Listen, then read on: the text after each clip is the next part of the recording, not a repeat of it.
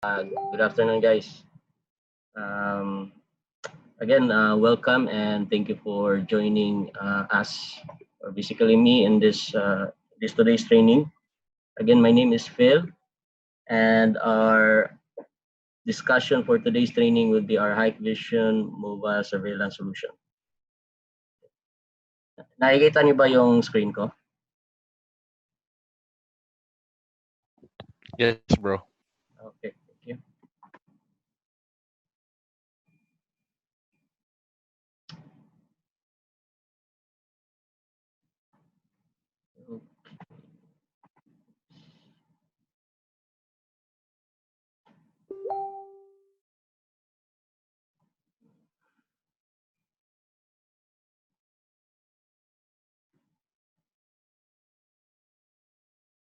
Okay guys, so again, just a quick overview lang. So if may tanong, one at a time lang tayo. And just click on the raise hand icon sa bottom of your screen.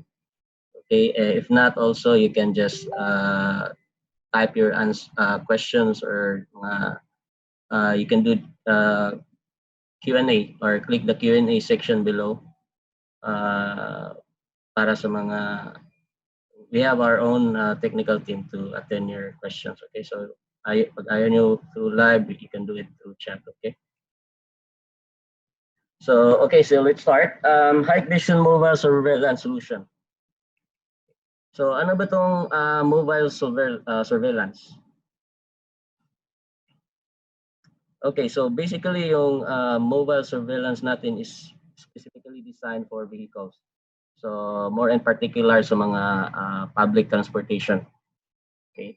So, ano ba itong mga public transportation natin? So, we have usually yung mga bus, mga school bus, taxi. Okay. So, just to name a few. Alright, so yan, mobile surveillance. So anong pinagkaiba ng mobile surveillance sa regular na surveillance natin? So let's say, for example, yung pinagkaiba ng mobile NVR, DVR, at saka yung regular DVRs or NVR natin. So ano ba yung mga main difference nila? Okay, so basically, number one would be when we talk about mobile DVR or NVR, basically it can record for a continuous time without failure. Okay, especially when we're talking about hardware failure. Okay, and also yung mga frequent vibration and unstable power supply sa loob ng sasakyan. Okay, so if gagamitan mo yan ng mga regular DVR and NVR, that could cause a problem, a big problem actually. So especially yung vibration, no? At saka yung especially yung pag low voltage, high voltage nag-on, yung automatic shutdown ng mga sasakyan.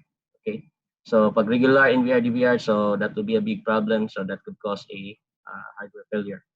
Okay.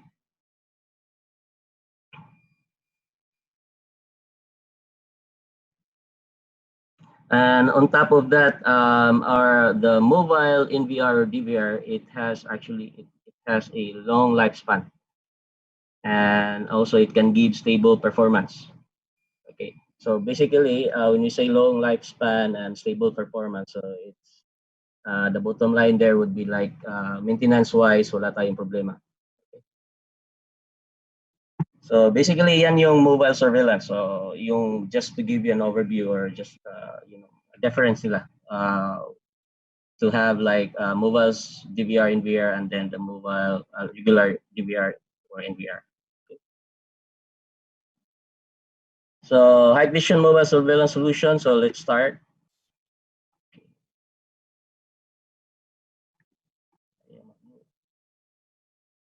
Okay. So contents natin would be requirements analysis. Then we'll go to system architecture, solution application, and lastly our successful cases. Okay.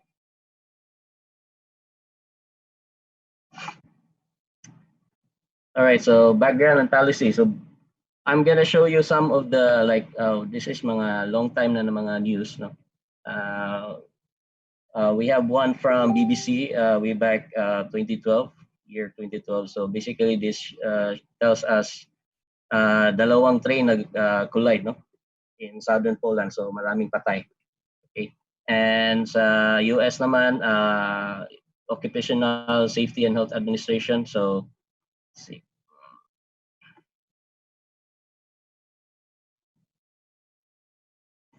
Okay, so basically, let's go back to this news. Basically, it talks about, this one is accident. Hirap magsulat. Yan. So this one is accident. Ito is from the U.S. Occupational Safety and Health Administration. It talks about, taxi drivers or yung mga taxis natin, mga cabs. So they are over 20 times more likely to be murdered. Okay, so these are crimes. Okay. At may biglang tumawag. Sorry guys.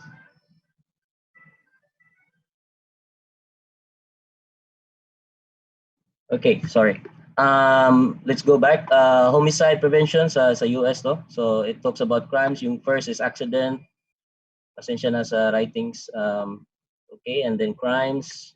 So basically it focuses on sa mga taxi, no? So sa US, so they are more prone to mga ganito na mga heinous crimes, no? It could be murdered or it could be robbery, something like that. And sa China naman, Beijing, Shanghai, and Guangzhou. Okay, so car hailing. So they're keeping most of the strict requirements seen in previous drafts of the new rules. So basically, yung city governments, Beijing, Shanghai, and Guangzhou, they are enforcing a law.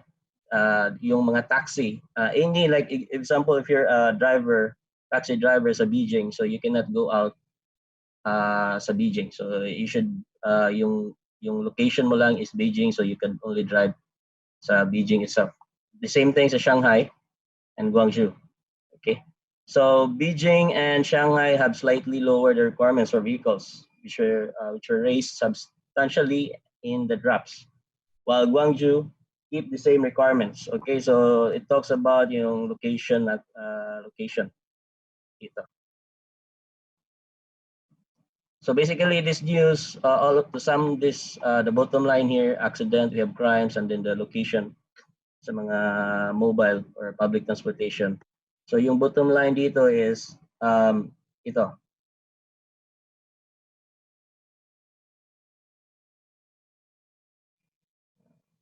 So yung bottom line natin is yung vehicles or wheels, let's say yung public transportation are facing severe safety challenges. So this is why we come up, a lot of organizations, especially Hikvision, we come up with this mobile surveillance solution. And basically, yung main purpose natin is to ensure security and then safety. Not just the driver itself, but also with the passengers. Example sa mga buses, no? And governments and industry associations are releasing regulations forcing mobile surveillance on commercial vehicles, school buses, engineering runs, etc. Okay, so yeah. Okay, let's now take this market. Okay, so based on KGAR, KGAR report. Okay, this is 5 years report. Sorry. Okay, KGAR report from 2015 to 2020. So as you can see dito yung mobile video and body-worn cameras. So we have 21.6%. This is China alone. And US, it's 10.2%. Okay, so we're talking about security and technology. Okay, and so globally, it's 17.8%. Ganito yung increase ng security technology in terms of mobile video and body-worn cameras. This is the report is based on KGAR. Okay, and we have also source natin dito is IHS. Okay, world market for mobile video surveillance equipment on cars and taxis. So as you can see, yung graph natin, yung mga bar chart natin is it's growing dramatically. So in the last 2012 to 2017, as you can see this line right here. So tumataas talaga yung demand. Okay? So dito, as a result of the continuously increasing demand, the global mobile video surveillance market keeps growing fast. Okay? So yeah, so we're just giving you an overview sa markets sa mobile surveillance. So I think nag-raise hand ata.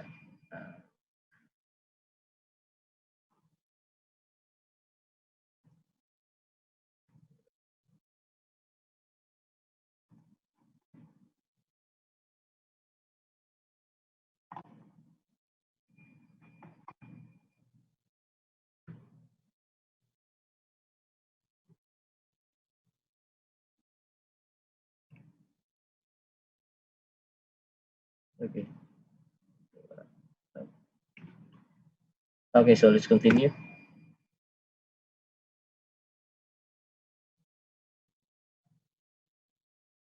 Okay. So pain points, ano ba yung mga problema na piniface sa mga mobile surveillance or let's say yung mga public transportation natin? So first, as what I said earlier sa first slide, so accidents.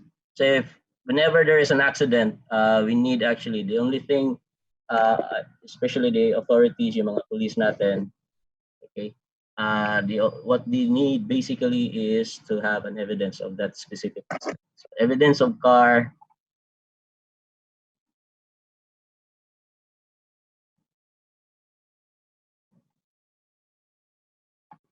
So evidence of car accidents is required. Okay, so that's the main pinpoint natin. Ito yung first problem natin that we need to have a solution. Okay, so if there's an accident, we need an evidence. Okay, physical evidence, and then crimes. So whenever there is crimes, real-time alarm and evidence is needed for vehicles. Ito. So whenever there is crime like robbery, arson, murder, so we need to have a real-time alarm. Not just evidence, but real-time alarm. This is also to prevent mga ganitong mga scenario, no? Someone raised there. Hello. Okay, hello? Hello, sir? Sino po yung nag-raise ng hand? Okay, sir. You can talk.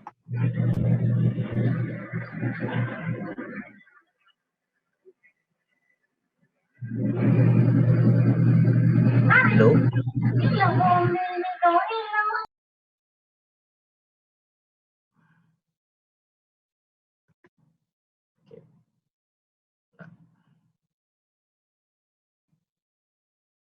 All right, so, okay, moving forward. So next would be service supervision. Supervision on drivers to regulate, so ito. So we need service supervisions, especially sa mga drivers natin. So kasi majority, I think most of the drivers, we need supervision, especially sa mga, especially yung mga public transportation kasi di natin maiiwasan, no? Yung mga ganito mga problema. Yung mga, especially, I think most news is this one, yung sexual assault, no? And yung overspeeding. Okay? And then yung ito, smoking, making phone calls while driving. Okay? So yan. So we can impose a strict rules, no? And then we can also supervise, we can monitor yung galaw ng driver natin just to eliminate or prevent this kind of scenarios, especially yung sexual assault. Okay? And fifth, okay, especially sa loob ng bus, no? So yeah, theft on buses calls for mobile surveillance evidence. Ito yung mga 4 pain points natin, and we're gonna provide a solution for each of this yung mga problema in the public transportation. Okay.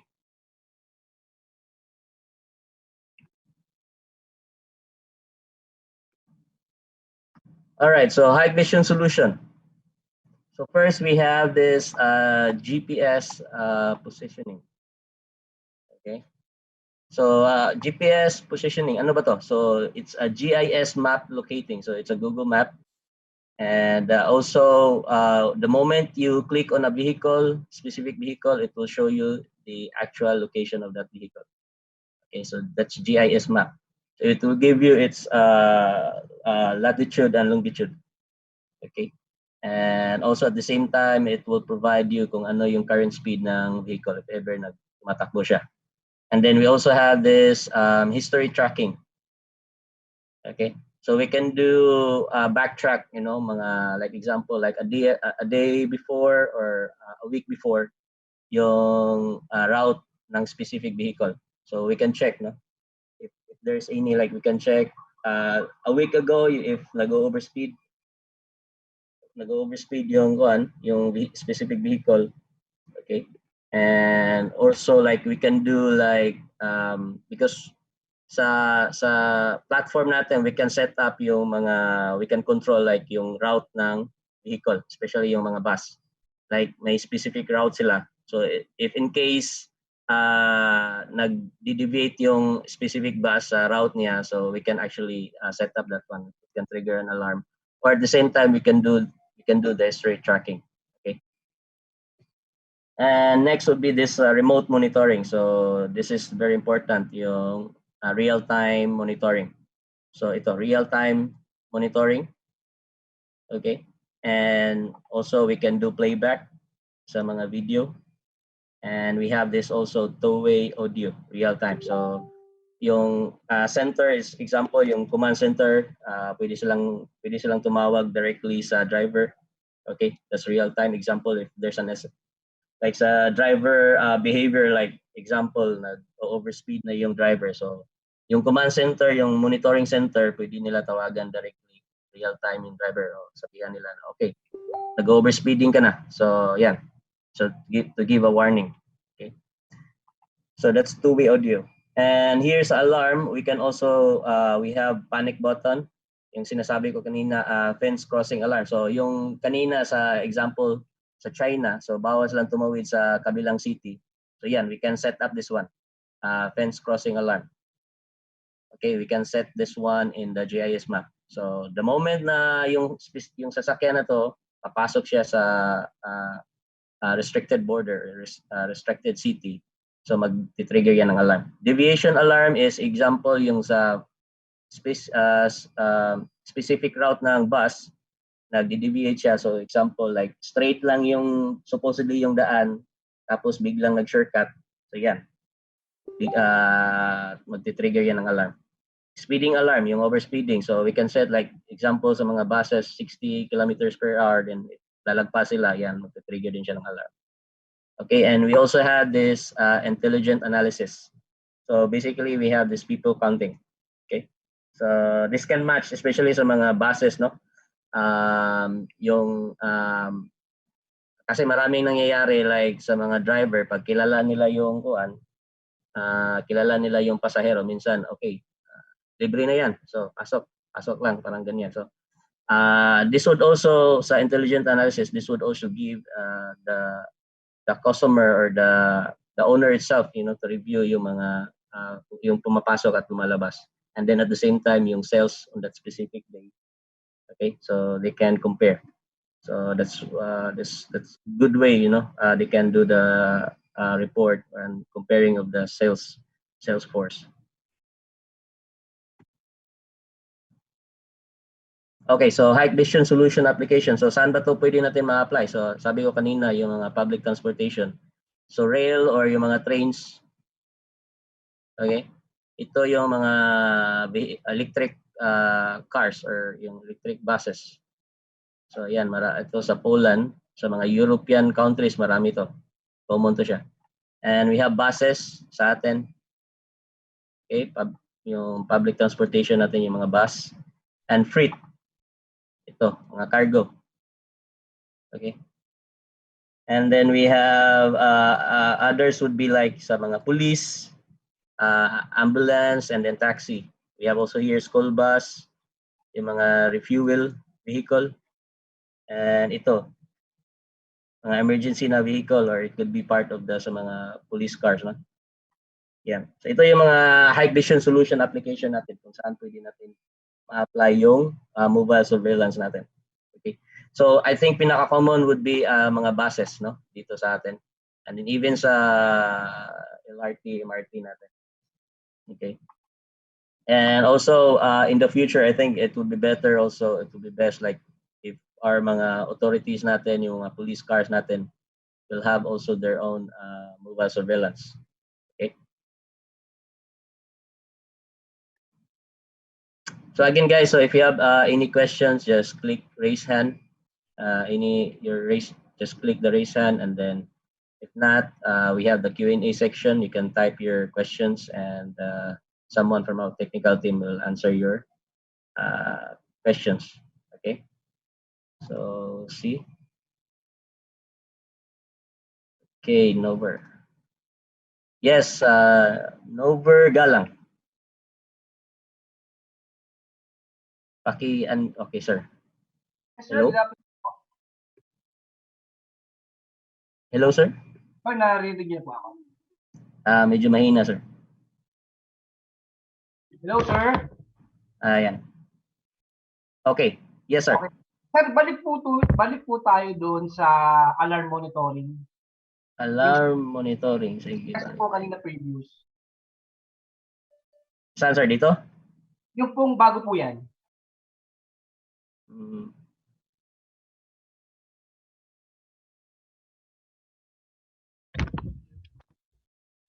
Alarm monitoring.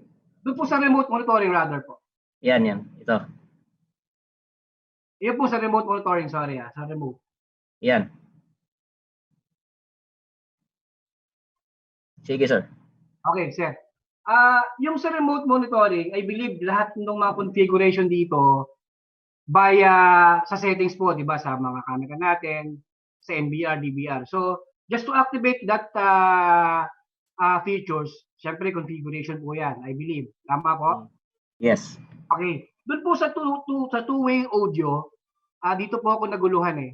Yung two-way audio na yan, yan po ba using radio or using camera itself? Yung sa audio ng camera. Yung, let's say, yung driver, may nangyari. Paano po ang communication nun? We have an intercom, sir. We have an accessory for intercom audio. It's a two-way intercom audio na we will connect that specific accessory sa NVR mobile DVR natin. Then the setup, yes? Sige, sir. So ibig po sabihin, it's another device? Yes, accessory siya, sir. Okay, sige sir. Clear na kasi so later sa presentation natin, I'll show you the accessories, mga accessories nila. Sige sir, salamat po kasi what I'm thinking kanina, nasa camera lang ang through communication. So another device po pala. So, another device. Okay, no problem, sir. Thank you.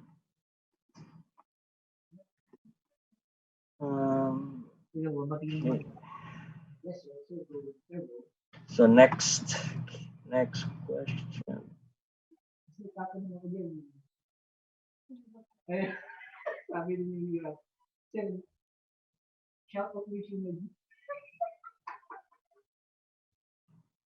Filmar. Sir. Hello sir, good afternoon po. Alam mo na. Hello sir, narinig niyo po ako? Yes sir, yes, go ahead please. Sir, dito po sa GPS positioning natin, itong first po. Halimbawa po, kasi dito sa dito sa atin, 'di ba, minsan may area na walang signal. Halimbawa katulad nung bus, nagta-travel siya ng tawag nito? Doon sa province. Halimbawa walang signal doon o walang data. May anong gagawin niya doon, sir? Paano niya matatransmit yung data through lang po yan, through GPS? Yes, basically pag walang signal yung SIM natin, kasi meron tayong 3G, 4G, that's for the real-time monitoring. Okay, so if walang signal, we have naman yung GPS, yung satellite natin. So we can still locate yung example, yung bus or taxi So we can still locate the vehicle. The thing is that wala tayong monitoring. Okay po. Pero yung location, madidetect po natin yung location. Yes. Kasi At saka yung kahit mga areas, mga remote site, walang problema kasi yung GPS natin we have attached to the GPS and then the GLONASS. So basically US and Russia's mga satellite.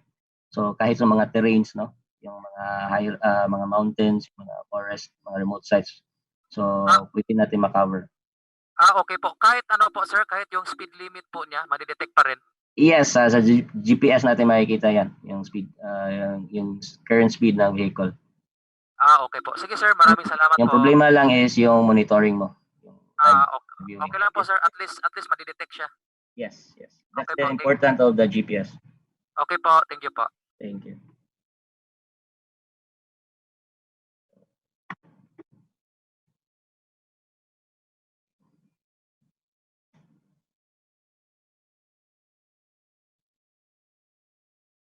Yes. Mr. Sam. Hello, yes, Sir Phil. Good afternoon po. Good afternoon, sir. Yung tanong ko, sir, yung una-una, may demo po ba kayo nito mamaya doon sa GPS, niyan? Saka ano ba yung parang fleet back-end management po niyan? Yeah.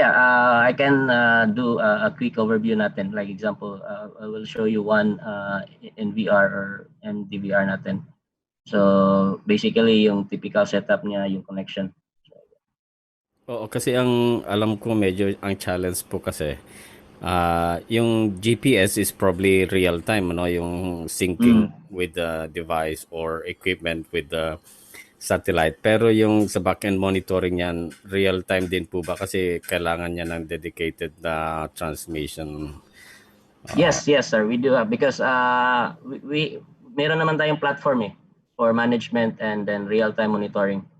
So everything sa platform natin doon na yung management, so yung real-time monitoring, so lahat. So as long na yung 3G, 4G natin is working, yung signal is walang problema, hindi nagda-drop. So sa back-end side wala. No need to worry about that one. Yung nabanggit nyo kasi kanina kahit remote area, yung ngayong challenge kasi posibleng walang 4G signal but doon.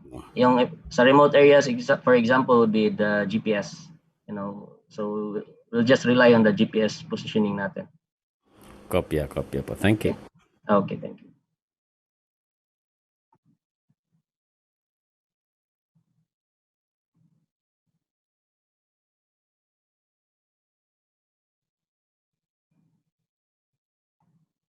Okay, so let's continue.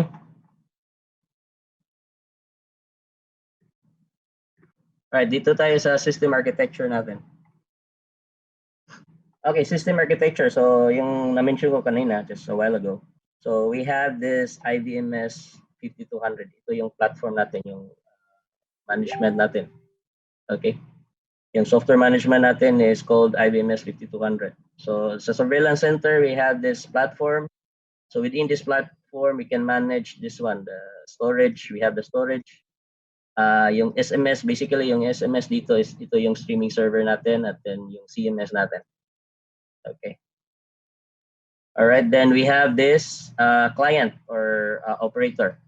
Yung mga operator clients natin. Yung operator clients natin, ito yung viewing nila. Basically, yung GIS map itself. Okay, so they will select a specific vehicle, then lalabas dito yung vehicle if in case like mayroong emergency. Okay, then we have this mga base station. Ito yung mga cell sites natin.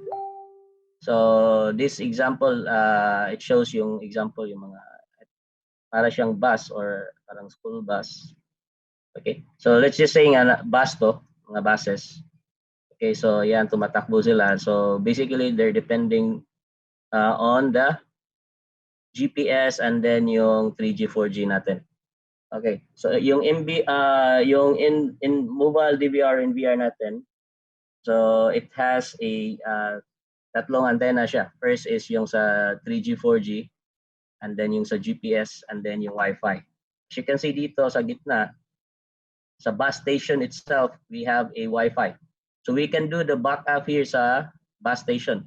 So paano siya? Magko-connect siya sa mga AP.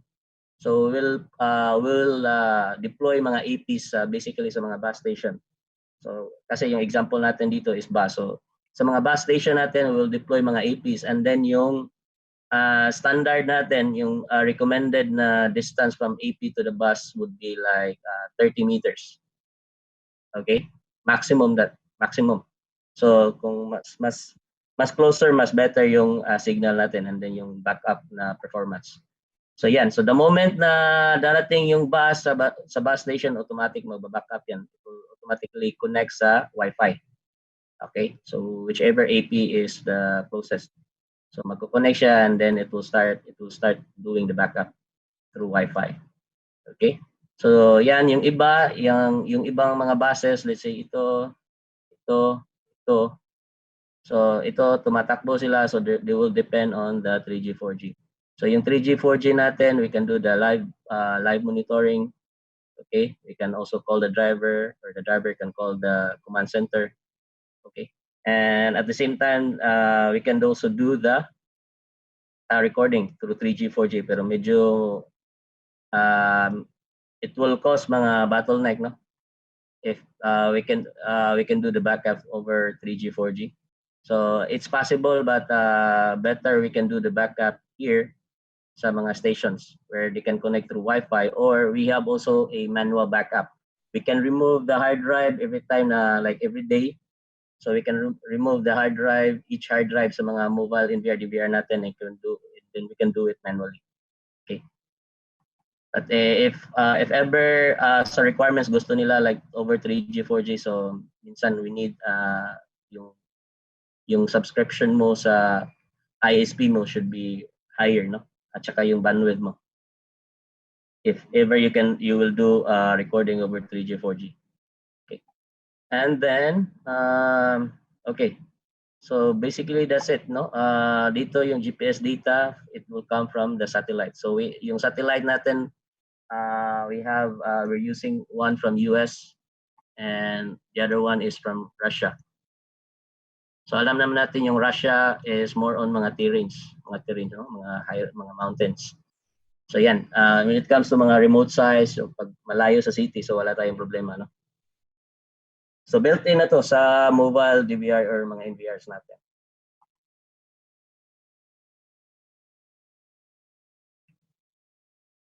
Okay, so write my question.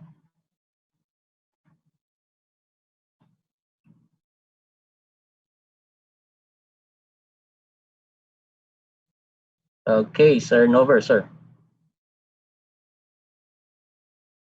Sir, just for clarification, yung base station dyan sa drawing natin dyan, let me clear lang po, yan po yung transmitter ng mga communication company like Smart or Globe? Yes, sir. Ito yung mga cell sites, sir. Okay, got it. So sabi nyo kanina, so dyan tayo, using that, like for example, yung bus number 1, so using base station, dyan tayo pwedeng mag-record yung live streaming. So meaning pala, sir, depende rin pala yan sa lakas ng signal ng transmission nung... Yes. Yan yes, sir. Basically, yes, correct. So yan yung sinasabi ko, just to make it clear. We can do the recording over 3G, 4G, but the thing is, yung bandwidth consumption mo is malaki. Okay? So our alternative would be to do the backup during, like example, sa bus station, we can do it by Wi-Fi automatically, or we can do manual backup. Okay? But if in case yung requirements kailangan talaga every now and then, habang tumatakbo yung sasakyan, so magre-record siya, so walang problema. But the thing is that kailangan mo ng higher bandwidth. Okay. So meaning, sir, dependent din pala din tayo sa... Yes. Sa dami ng transmission na kung alam mo, siyempre sabi mo nga may mobile SIM card yan. Yep. So, depende din pala tayo kung sino pinakamaraming transmission sa area. Correct, sir. Depende. Thanks for the info, sir. Medyo ano lang ako, gusto ko lang kasi maklear. Okay, sir, wala problema. Thank you, sir. Thank so you. yan, just if you have doubts and confusion, just please raise your questions, okay? Yes, until na magtatanong kayo, hindi ko ma-answer yung mga confusions if ever meron. Okay? Okay, thank you. Thank you, sir. Thank you. Okay, so moving forward.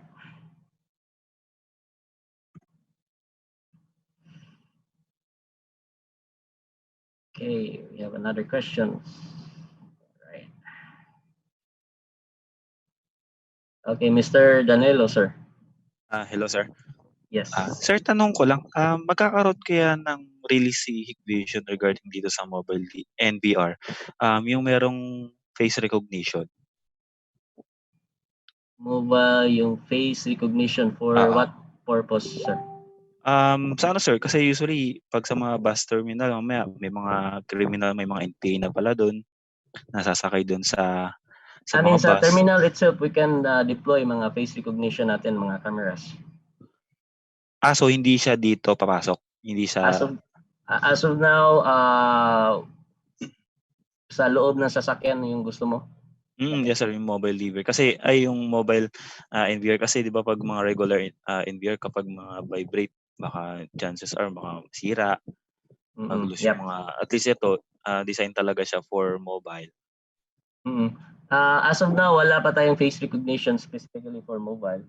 Okay, for mobile surveillance. So if it's like for example sa mga bus terminal, we can deploy naman we can filter naman yung mga passengers natin. So the moment na darating sila sa terminal, we can deploy the face recognition natin na cameras. So from there na we can filter out so any mga criminals or any mga blacklisted. So before they can get into the buses. Okay. Tapos yung ano pala, yung power nito, power supply, 24 volts? Maximum natin 24 volts. So it ranges from 6 to 24. Later papakita ko. Okay. Sige. Thank you.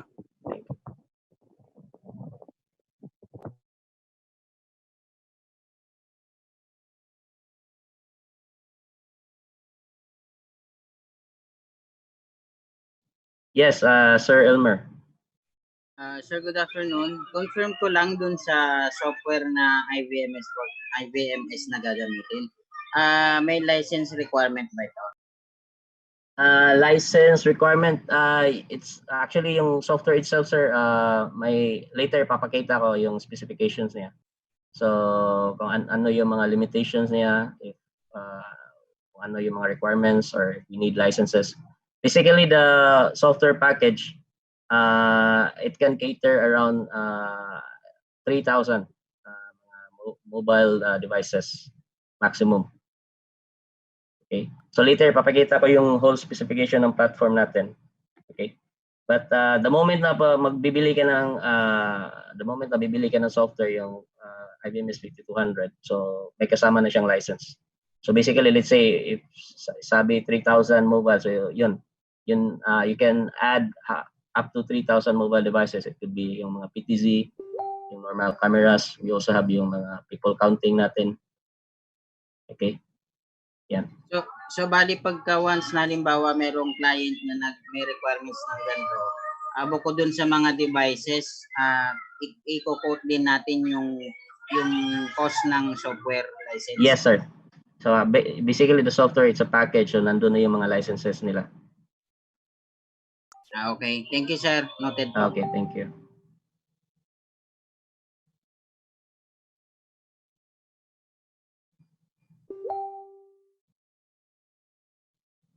Okay, Gil Santiago, sir.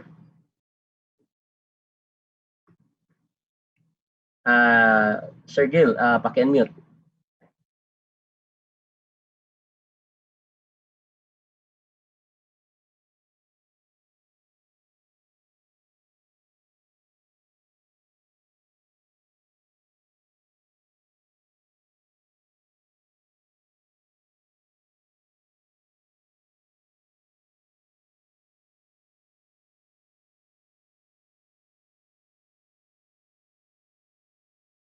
Sir Gil, sir, paki-unmute, sir.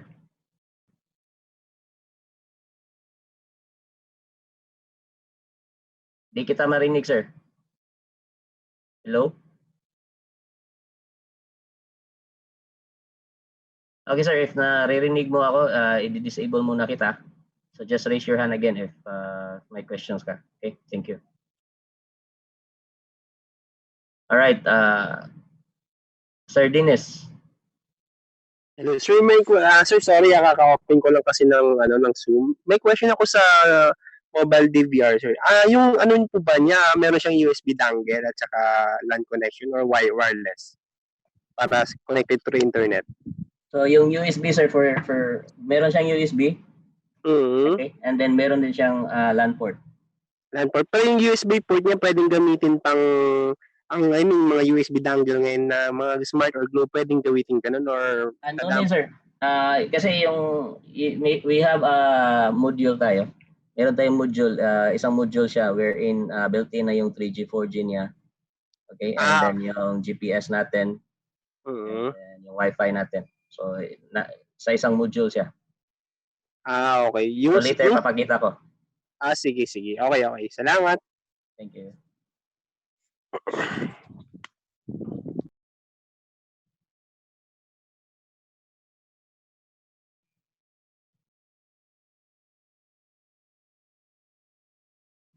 Okay, Sir Dennis.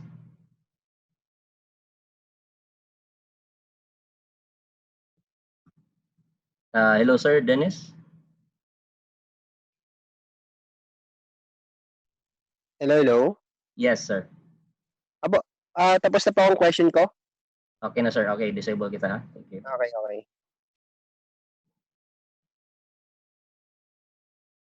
Okay, Sir Alan. Sir, paki-unmute, sir. Okay. Hello, sir. Bali, pag bumili ka na isang set na bali yan, consisting of NVR, pagkatapos yung nandyan na nakikita na apat na camera, ganun ba yan? Paki-ulit, sir. Di ko na gets yung first. Pag isang set ba yan? Isang package? Parang ganun na pag bumili ka, mayroon na siyang camera. No, sir. One by one, sir. So, iba yung price for yung NVR or DVR natin. Iba din yung sa camera, yung mga accessories, yung tablet. Sir, pangalawa, sir, yung mga camera ba natin, mayroon din ba siya nung parang yung typical na camera ngayon na pwedeng lagyan ng SD card? Yung mga cameras? Yes. For the cameras, I think that I have to check kasi yung NVR DVR natin is meron na siyang SD card slot din for backup purposes. So if in case may problema sa hard drive mo, then it can go to the SD card. Yes, pag nagka-problema sana yung NVR, at least may SD card din yung camera. So kaya ko tinatanong kung meron din yung camera. Kasi yung camera, I think that I have to double check, but parang wala siya kasi wala. Yung backup niya is nandito lang yung sa NVR DVR natin. Okay, sir. Sige, sir. Thank you. Okay.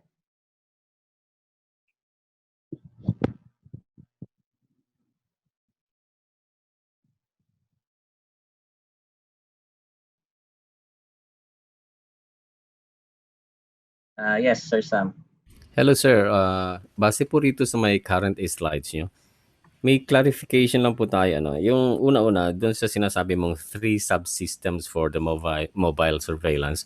Sa gitna may nakalagay na 3G/4G. Ito kasama din ba na dapat po pwede ring may access points, yung mga long-range access points? Long-range access point. Yung basically yung Wi-Fi yung tinutukoy mo, sir? Kopya. Tama po. Yeah, basically yung NVR DVR natin may capability siya to connect through Wi-Fi. So if yung mga areas, if in case naglagay ka ng mga access points, mga long range, then pwede tayo mag-connect. Yeah, kasi nakalagay nga dito 3G kaya kina-clarify ko 3G, 4G lang. So pwede rin, meron na rin siyang built-in na Wi-Fi Actually, yung module natin, sir, is it includes the three yung 3 antennas, yung 3G, 4G, and then yung Wi-Fi, and then yung GPS. One module siya. So built-in na siya. Follow-up question po dito rin sa slides niya. Nakalagay po kayo rito sa may bandang third subsystem, yung IVMS 5200 mobile platform. I understand na hindi po ganun kadali mag-set up ng IVMS server dahil doon sa taas ng requirement ng hardware specs niya po. Pwede rin bang ano to? Pwede rin bang parang high-end na deep NVR and then yung client mo na lang ang magsisilbing parang IVMS ang mobile platform feature niya? Parang di ko na-get yung question mo, sir. Kasi yung setup ng diagram mo, sir, meron kang IVMS server. So Yeah. ang consolidation ng recording from all mobile cameras, device, ano yung mga fleets mo or whatever, is naka-store po siya sa isang IVMS server. Ano po? Yep. Pwede rin po ba itong instead of an IVMS server is pwede rin bang isang NVR na lang siya na magko-consolidate ng mga... No. Kasi yung platform natin is basically dito yung management natin lahat. IVMS server natin, it composes the platform, the software, which is the 5200, and then at the same time we have a separate hardware for the storage. And then yung platform natin is may built-in na siyang streaming server. Okay? And then yung CMS din nandun na. So basically nandun na lahat. It's just that yung kailangan mo lang dito is yung storage. Okay, copy po. Pero anyway, i-clarify mo rin ba yung requirements nito para sa IVMR server setup later? Later, yung 5200, papakita ko yung specifications ng platform itself. Okay po, thank you very much.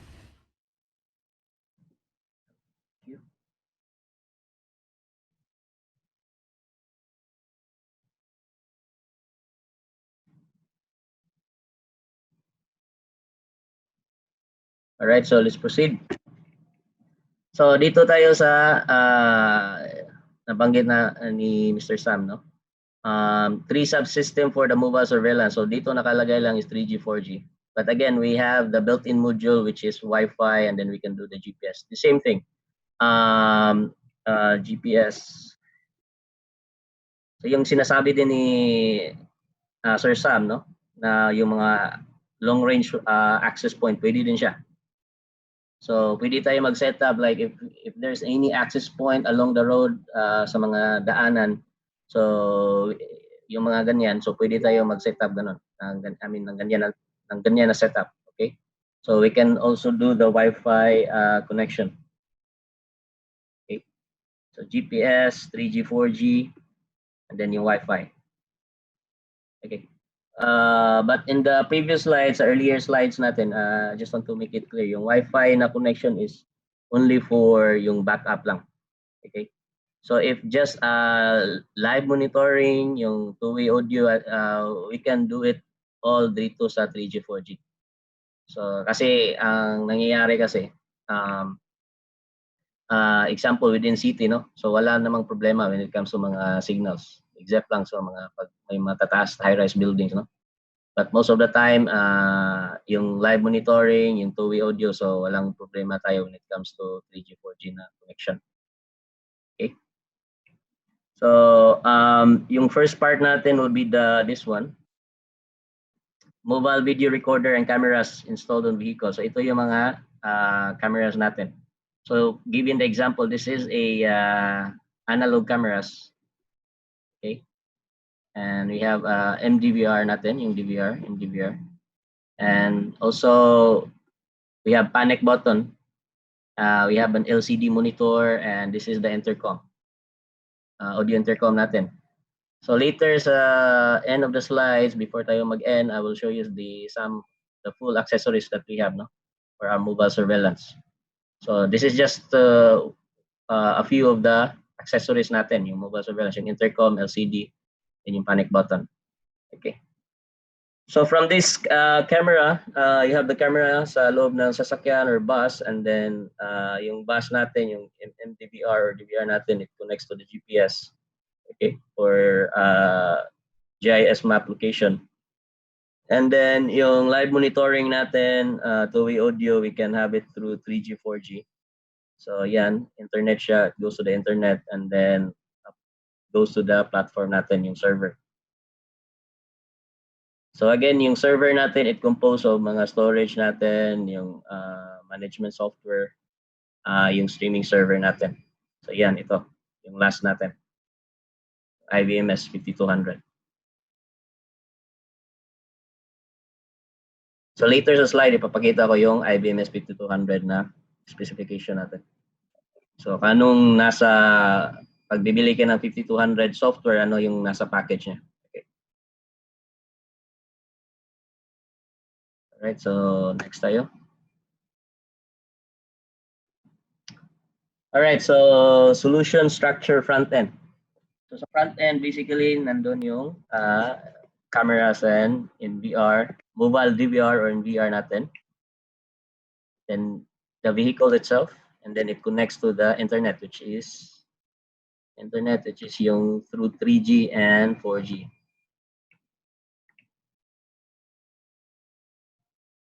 So ito. So basically, again, yung 3G, 4G natin, we can do high definition video recording. Okay.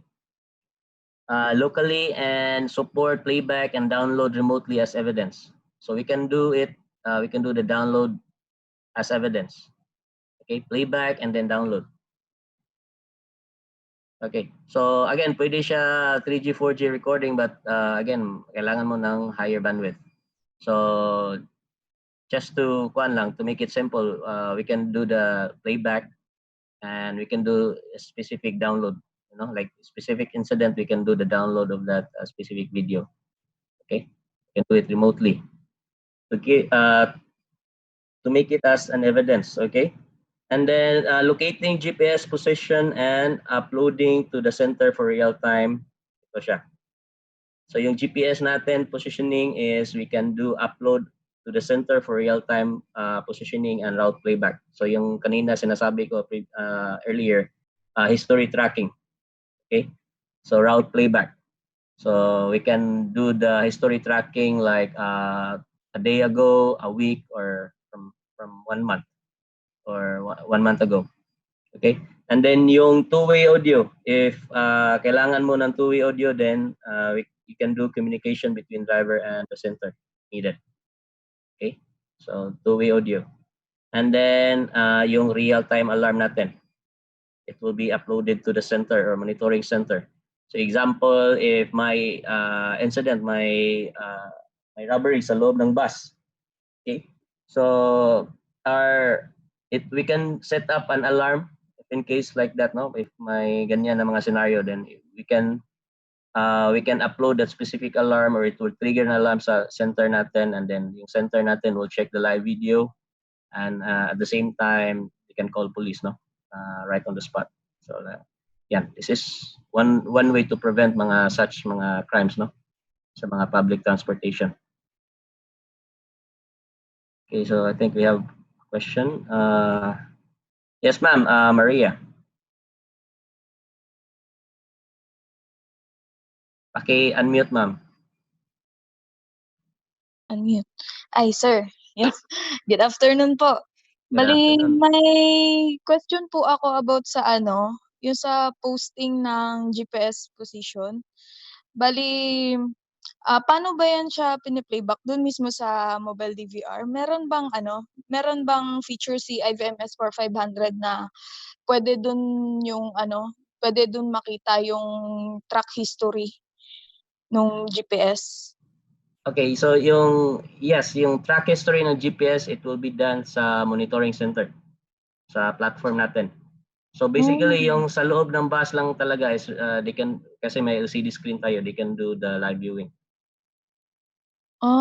Kasi sir, naka-set up na kami ng ganyan. Tapos, yun yung isang race kasi may client kami na may requirement ng mobile DVR. Tapos, ito yung pinopose namin. Tapos, yun yung hinahanap nila, yung tracking history. Kaso, dun sa IVMS mismo na 4500, wala 45 or 5200? Ay, 5200. Sorry, sir. Sorry. Okay. So, wala siya doon?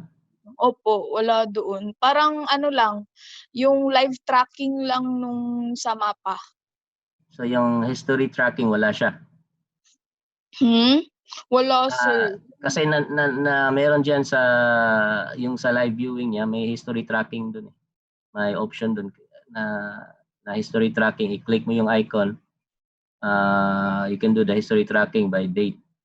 So yung date, Okay, a week sige, sir. ago, a month ago, or 1 day ago. So Okay, later, sige. papakita ko yung mismo, yung parang overview ng live viewing kung saan makikita yung history Okay, tracking. sir.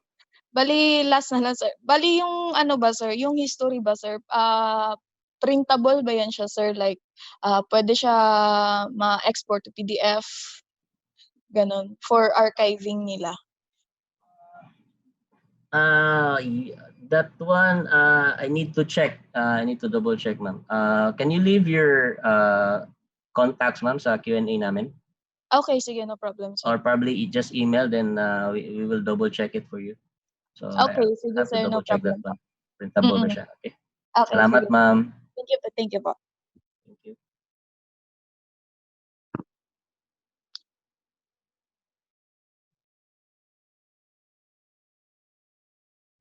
Okay, so I guess wala nang question.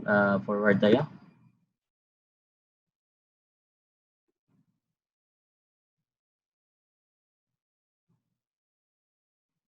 Alright, dito tayo sa transmission network natin.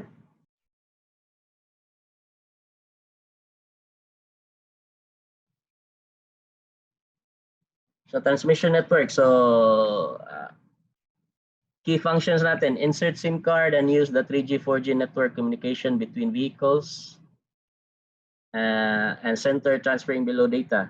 So yung ano ba yung mga data na tinatransfer ng 3G, 4G? So device registration data, heartbeat data. Okay. We have live view and playback stream, GPS, and alarm data. Okay. So yan. Ito yung mga, if we're gonna use the 3G, 4G yung during transmission. Okay. So ito yung mga data na tinatransmit. So live view and playback stream. Okay. Yung GPS. Okay. So yung, especially yung kanina, yung tanong ni ma'am, no? GPS data, one of which would be yung history tracking. Okay, so if hindi siya lalabas, if hindi makita, or if there's a problem, then probably we can double check on that. We can have one of our technical to check on the software itself sa platform, no? So, yeah. So, okay, ito yung transmission network natin. So, we have the cell site, okay? And then yung 3G 4G natin ko-connect siya sa cell site, and then it goes to the internet, then it goes to our platform server. Okay, so yeah, so ito yung functions niya. So kung yung mga tanong nyo, like if you have questions kung ano yung mga data tinatransmit during 3G 4G communication, then ito siya. Alright, yung heartbeat, live view and playback, GPS, and alarm data. Like the moment na mayroong alarm, then it will trigger to the center.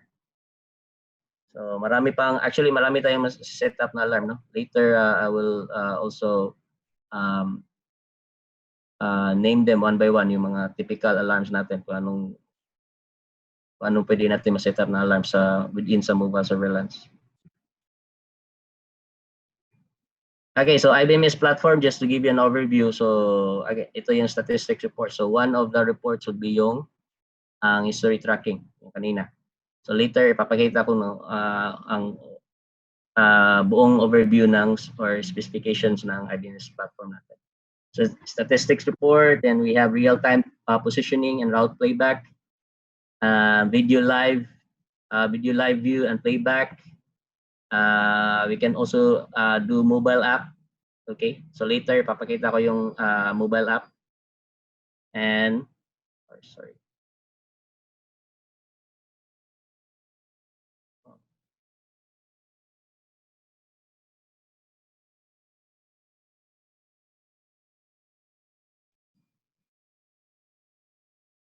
So yung mobile app, and then lastly would be alarm receiving, checking, and linkage. Okay.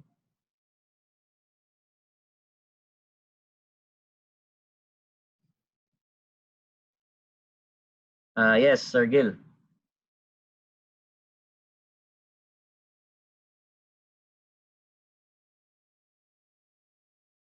Hello, Sir Gil.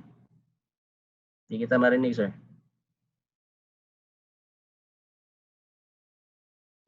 Gil Santiago, sir, di kita marinig.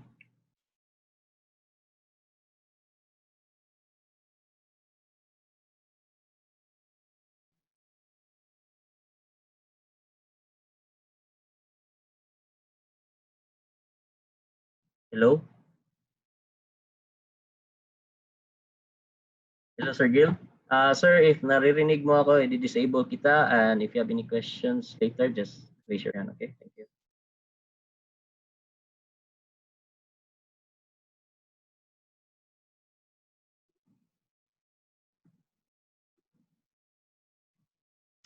Alright, now dito tayo sa mga deployment cases. So yung deployment case natin is just to give you a reference, no? But again, you can do customization. So pwede kayo mag-add cameras as per requirement, no? Or yung mga, especially yung mga location ng mga cameras kung saan dinideploy siya, dinideploy dito. So we can do customization. This is just for reference. So example sa bus, like for this example natin. So yung deployment typically is like this, no? So number one, we have we have camera 1, camera 2 here, camera 3, and camera 4. So yung camera 1, so basically ito yung front natin, front side. Ito yung front. FR, ito yung sa rear natin, sa likuran. Okay. So camera 1 is actually facing sa labas. Sa labas. Nasa harapan siya ng bus natin above the windshield. So but nasa labas siya. This is like this, no? Dito, ito yung parang actual viewing niya sa front side. Okay. This is for front view monitoring. Now, camera 2 is above the driver's left corner to monitor. So ito. So ito yung actual view niya, camera 2.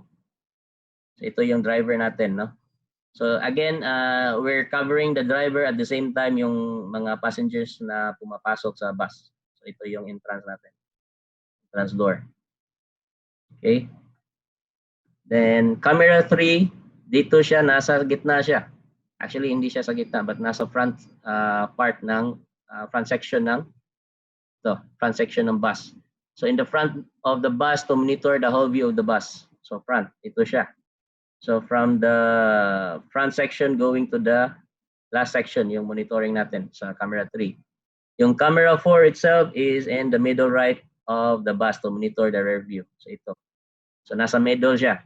So it facing yung exit natin. Exit door natin. Okay? So yan. So ito yung typical na setup sa loob ng bus. Okay? So again, we can do customization, we can add cameras. So we can also add some accessories, no? If whenever, or again, depende siya sa requirement. Okay. So next tayo. So deployment sa, okay, the same thing lang siya. Okay. So skip natin. So it's the same thing sa previous slide. Then dito tayo sa school bus. Okay, so typical setup sa school bus natin is this one. So we have 1, 2, 3, 7 cameras. So medyo marami siya, no?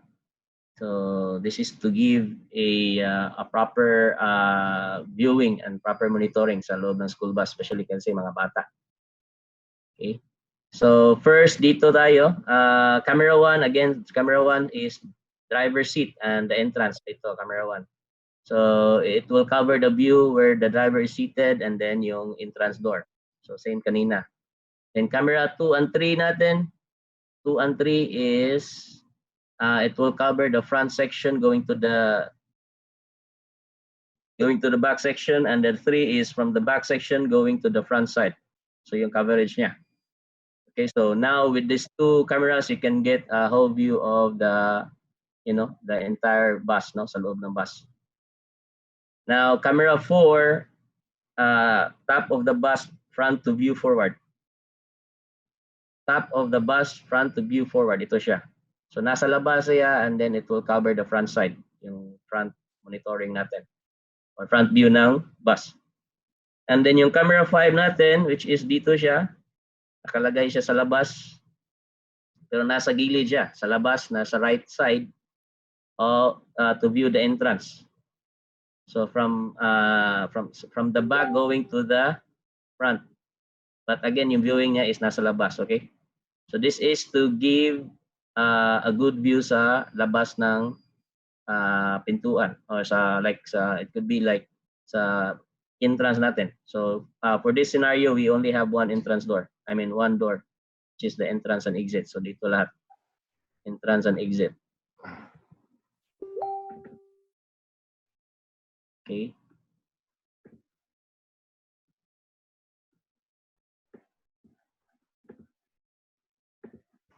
Entrance and exit natin. So if ever in case dito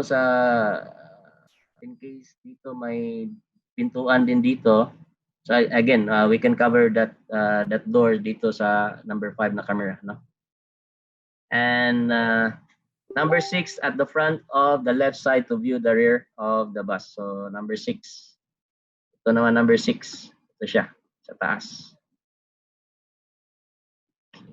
Number 6. So number 6 at the front of the left side. So dito sa driver natin area. Again, nasa labas siya to cover the yung likuran naman. Likuran ng from the front section to the back section sa bus natin, but nasa labas siya. Okay? And number 7 is reversing camera. Ito number 7. So with this number 7 camera, we can also view the backside of the school bus, no? With, like example, habang tumatakbo siya. Okay, so we can also check sa viewing natin sa LCD screen natin yung live viewing ng backside. Okay, so we're not just focusing, or we're not just depending on the mirror natin, kasi may mirror naman tayo, no, to check the back side of the backside view of the bus. But again, this one will give a proper view sa labas ng bus. Okay, actual viewing and then proper viewing if you have a camera here. And also the other function why we need to have this camera 7 is, for example, like habang reversing camera. So one function is to, like example, pag aatras yung bus, no? So reverse. Pag aatras yung bus, then we can set up sa LCD screen natin na mag-automatic full screen siya. So dito, automatic full screen siya dito sa LCD screen. So habang papatras yung bus, makikita mo yung kung anong nasa likuran. If in case may bata, or if in case may aso, or di ba? So yan. So this is the main purpose why we have to put the camera sa backside ng bus. So, okay. Because we can do the setup the moment na mag-back siya, pag-atras yung bus, so makikita natin, we can have it as full screen monitoring. So siya lang magdi-display dito sa LCD natin. Okay?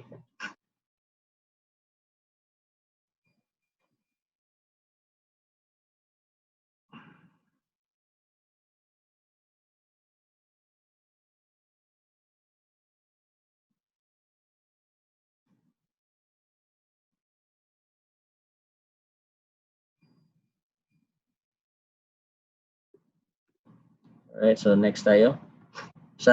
Okay, so dito tayo sa track naman. Okay. Sa track is hindi siya masyadong maraming camera, so just like 3, 4 para lang siyang taxi din. So this one we can have one from the inside, no, sa driver seat indoor view. So actually we can have only one camera sa loob ng driver seat. So this scenario, dalawa yung nilagay na indoor cameras. Then the other one is a blind zone natin sa right side, outside, no? This is to give the driver the viewing on, like example, pagliliko siya, no? So pagliliko siya sa kanan, so makikita niya yung actual viewing dito sa LCD screen. So the moment na liliko siya, it will automatically full screen dito sa LCD. Okay. So basically yung meron tayong I/O IO port sa mga DVR NVR natin, sa mobile DVR NVR. Meron tayong IO port like the moment na liliko siya sa kaliwa, kanan, magre-reverse. So pwede natin i-set up like we can link a specific camera, especially pag liliko siya no sa right. So doon lang siya mismo, hindi na siya kailangan titingin sa mirror. So doon na lang siya mismo sa LCD, mas convenient sa kanya. Kasi nasa harapan lang niya mismo yung LCD screen. Kaysa titingin pa siya sa mirror sa kaliwa at sa kanan. Okay?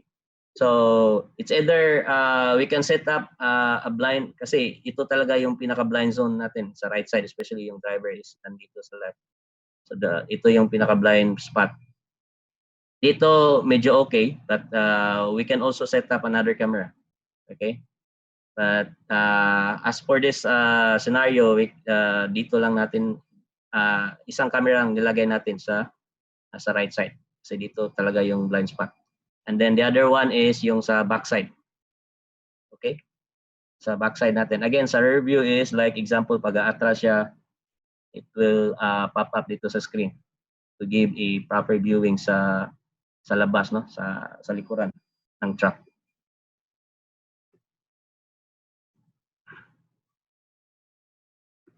Okay, so Maria. Yes, ma'am, Maria. Ay, sir, bali may tanong lang po ako about sa kable na pwedeng gamitin. Kasi since truck yan siya, tapos ilalagay natin sa loob, ay sa likod. Kasi analog yung ginagamit namin. So, yung parang aviation plug yung ginagamit. Yes, Tama ba? aviation, yes. Tapos, may kable po ba tayo na pwedeng gamitin doon na like, paano ba standard, ganun? We Para can sa use this, kasi yung aviation natin na plug, may adapter naman tayo, like from aviation plug, it can connect to regular coax cable. Okay. So may adapter tayo, or you can have the same aviation, kasi may specific camera naman tayo. Yung binibigay natin na cameras dito is yung kable na ginagamit is yung aviation kable natin, yung interface. So with that cable is actually it's mas durable siya, mas sturdy siya compared to coax cable. Okay. So may aviation cable tayo, sir? Yes, meron naman. Okay, sige sir, noted on that. Thank you. Thank you.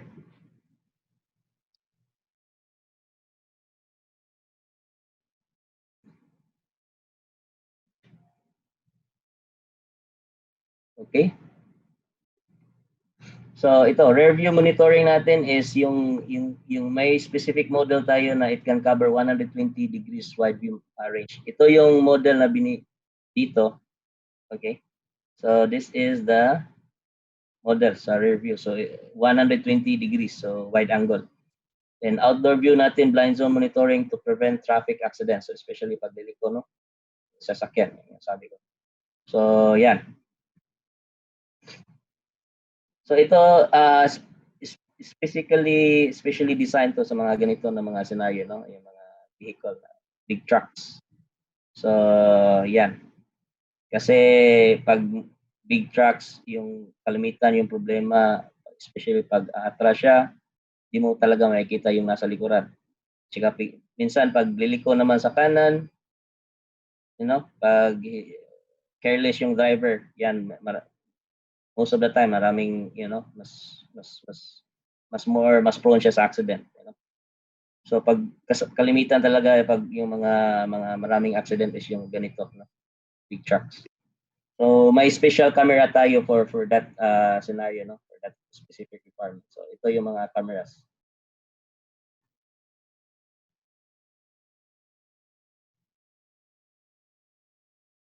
Okay. Wendell. Hello, good afternoon.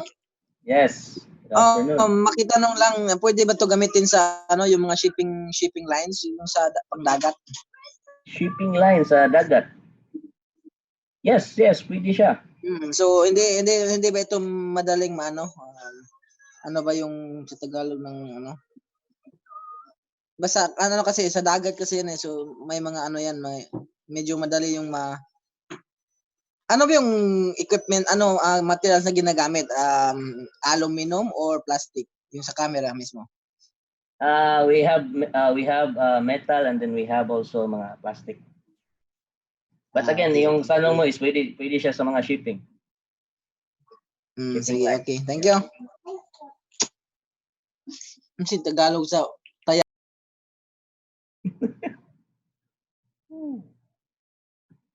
Mr. Arnold. Yes, good afternoon, sir. Sorry, hindi ko narinig kanina yung about sa power supply. Saan power supply ginagamit yung mobile CCTV? Yung battery ba ng sasakyan? Yes, sir. Yung battery ng sasakyan, at the same time, we also have an accessory for UPS accessory. Kung nakapatay yung sasakyan, yung battery gagamitin niya, hindi naman mabilis ma-discarga yung battery? Yes, meron tayong protection dyan. Kasi yung mga NVR, DVR natin, we have, meron siyang feature nga, the moment na mag-shutdown yung sasakyan mo, you can set up or configure like after like 30 minutes or 1 hour yung shutdown niya. Or you can leave it on until a specific period of time. Let's say patay yung sasakyan ng mga 24 hours, kaya bang i-handle ng battery ng sasakyan yun, or as per datasheet natin, sir, yung automatic shutdown niya is from 0 to 6 hours, maximum 6 hours. Okay, 6 hours. And then yung scheduled start up niya at saka I'm sorry, mali. Just to correct myself, yung it can actually you can set up from 0 to 24 hours yung automatic start up at saka automatic shutdown. Kahit patay yung sasakyan, 24 hours kaya niya. Yung delay naman, like example, biglang nag-shutdown yung power off yung sasakyan. May delay tayo. You can set the delay from 0 to 6 hours. So with that, you can have a UPS. Okay, kasi may mga nagtatanong na let's say yung sasakyan nila gusto nilang i-park sa somewhere na remote location, then parang gagawing surveillance purpose lang, parang walang nakasakay, pero may... Yan, pwede yan, sir. Yan. Ganyan scenario, yes. 24 hours is kaya naman ng battery. Yes, 0 to 24 hours. We can schedule a start up or shutdown sa device natin. Okay, sige. Thank you. Yun lang naman. But we have a value, but that would depend sa model natin kasi we have a value series na model natin sa NVR natin na wala siyang ganun na feature. So na-available siya mostly sa mga Pro at saka Ultra natin na mga NVR at saka NVR natin. Okay, sige. Thank you. Thank you, sir. Thank you, sir.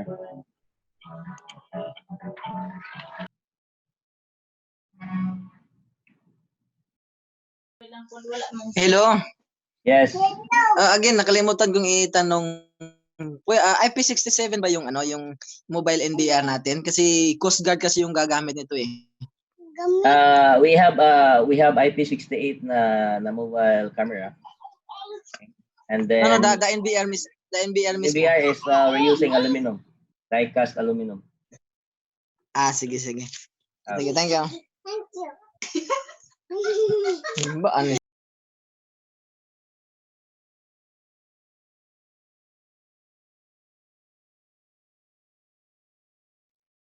Okay, so thank you for the question. So let's proceed.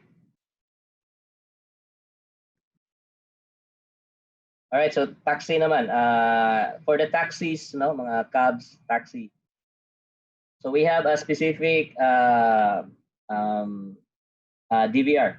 So it's part of the value series na DVR natin. Yung size niya is parang stereo size, no? So 1 din size is equivalent to 1 yung stereo na standard stereo na size natin sa mga sasakyan, no? Stereo size. So we have a specific DVR for that. Okay, later sa slide papakita ko yung model. Okay. So and then it has a 4-channel. The DVR itself is a 4-channel DVR. It's actually analog. Okay, so as you can see dito, 720 TVL. So we don't require much high definition camera sa taxi, no? Kasi yung capturing niya at saka yung location at saka yung distance ng object is pangmalapitan, no? So nasa loob lang ng taxi, so medyo compress yung kuan niya, yung location o yung area. So hindi mo kailangan ng high definition. Kahit ito, yung 720 TVL natin na camera, it can still you can get a good capture or viewing sa loob ng taxi. Okay? So that's why we have this 720 TVL. It's CBBS camera. And then the size of the DVR is equivalent to the size of standard stereo sa sasakyan. Okay? With small mounting base for easy installation. And then yung camera natin is 2.1 mm lens, and then it's wide angle, 105 degrees. And then the cameras is 3 meters distance, 3 meters IR, and it has a built-in mic. Okay.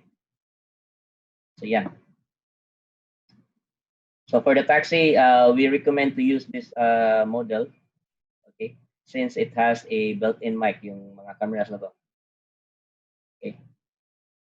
So 1, 2, 3. These 3 cameras is especially yung nasa driver section at saka yung nasa loob, yung sa truck, sa rear, sa trunk monitoring sa loob dito sa likuran, hindi mo na kailangan ng built-in mic. So ito wala. So ito meron, ito meron. Okay? So isa sa loob, so sa passenger seat, and then yung sa dash, yung sa driver seat naman, sa mirror side. Okay? So again, 3G, 4G.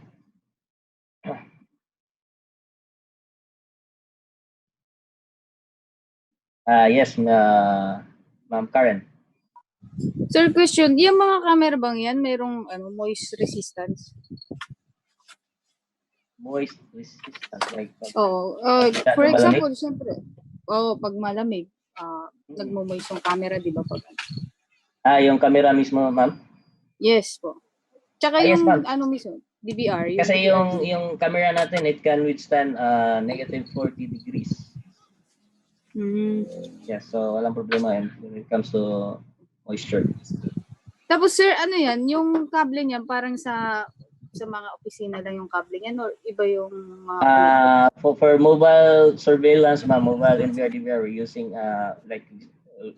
aviation interface, yung mga kable. Like sa mga airplanes, no? Yung mga actually makakapal yan na kable at saka hindi madaling hindi mo tapos madaling ang power niyan, ang power niyan hiwalay or kasama na siya dun sa video niyo? Anong power? Saan? Sa power ng camera. Yung power ng camera doon na mismo sa DVR natin, sa NVR. Okay. Thank you. Yes, ma'am. Thank you.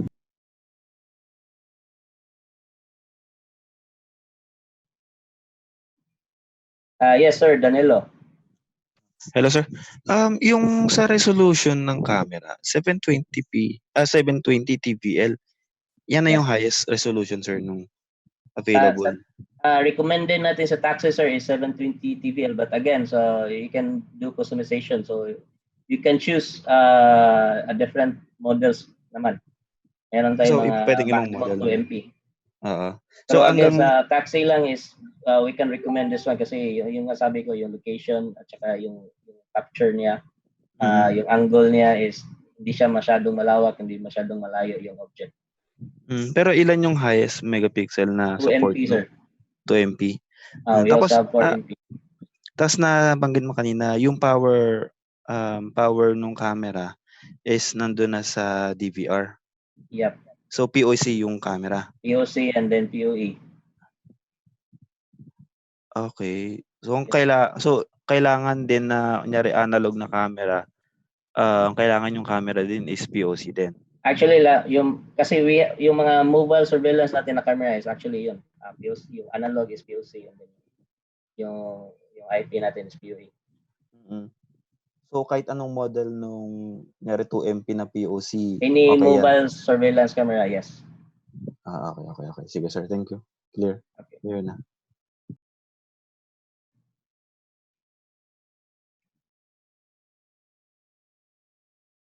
Yes, sir. Joel. Hello? Paki-unmute, sir, Joel. Yes, sir.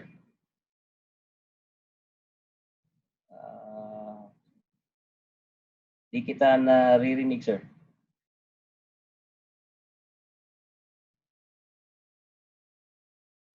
Hello, Sir Joel. Di kita naririnig, sir.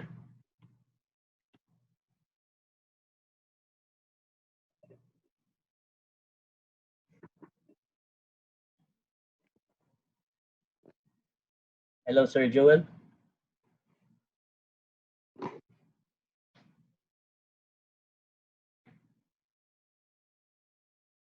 Okay, sir.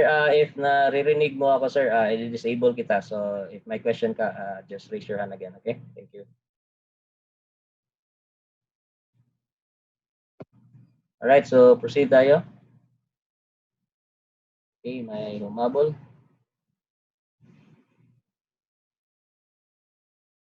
Yes, Sir Joel. Hello, Sir Joel.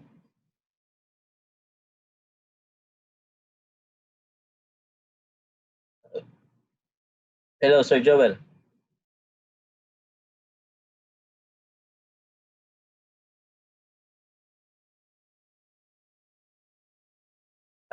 Joseph Obenita, sir. Sir, magandang hapon. Yes, sir. Itanong ako dito sa taxi deployment. Nasaan yung display unit nun, sir? Sir? Saan Yung LCD? Yung display niya? Oh, LCD. Actually, dito wala siyang LCD. Okay. So, again, this is just for reference. So, if gusto mo lagyan ng LCD, walang problema. Mayroon naman tayong for dito for LCD screen. Parang separate accessory na pala yung LCD. Actually, yes, sir. Yung LCD natin is separate accessory siya. Okay. Pero paano ikabit yung LCD, sir? Sa dashboard o yung, kasi kadalasan sa ginagamit sa taxi ngayon, yun yung kinabit sa center mirror. Yung LCD, yung sa mirror. So dito sa atin, sir, Yes, if kailangan mo lagyan ng LCD screen, kasi meron tayong maliit na LCD screen, so i-connect mo siya dito sa DVR natin. Pero yung usual na kung saan siya area ilalagay, dun sa dashboard? It depends, sir, kung doon sa mirror mismo or depende kung saan yung gusto ilagay. Kung saan mas convenient sa driver. Sige, sir. Mas maganda, wala kayong sir, hindi niyo napasama para makita namin yung sample ng unit na yon. Sample ng LCD?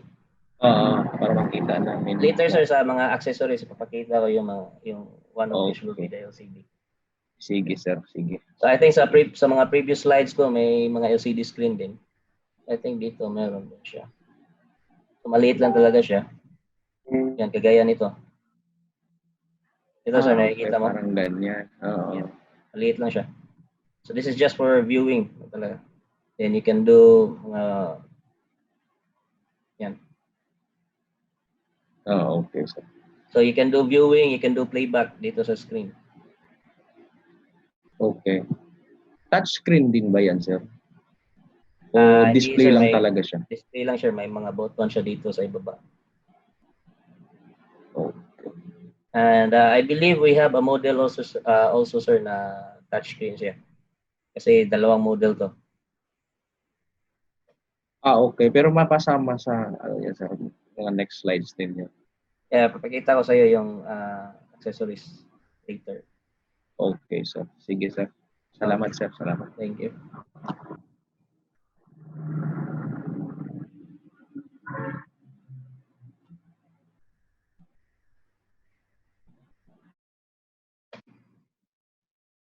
Yes, sir. Sir Arnold. Yes, good afternoon, sir. Yes, sir.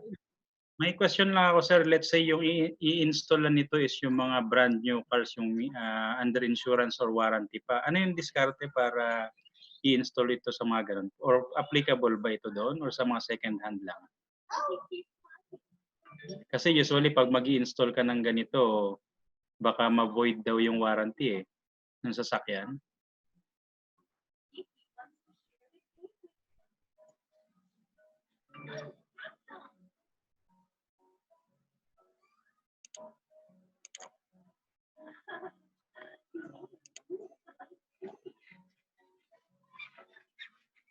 Hello?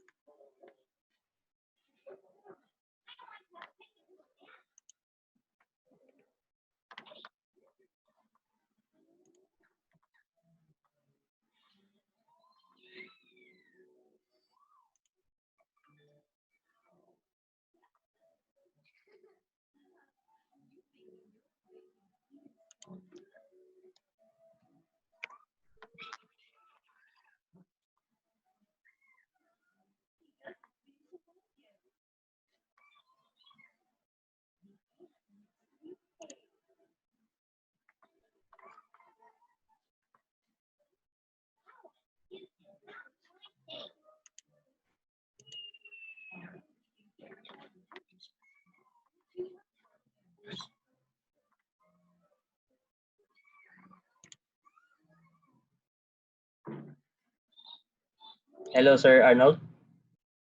Hello, yes, sir. Sir, naririnig mo ba ako, sir? I think, Naputol yata.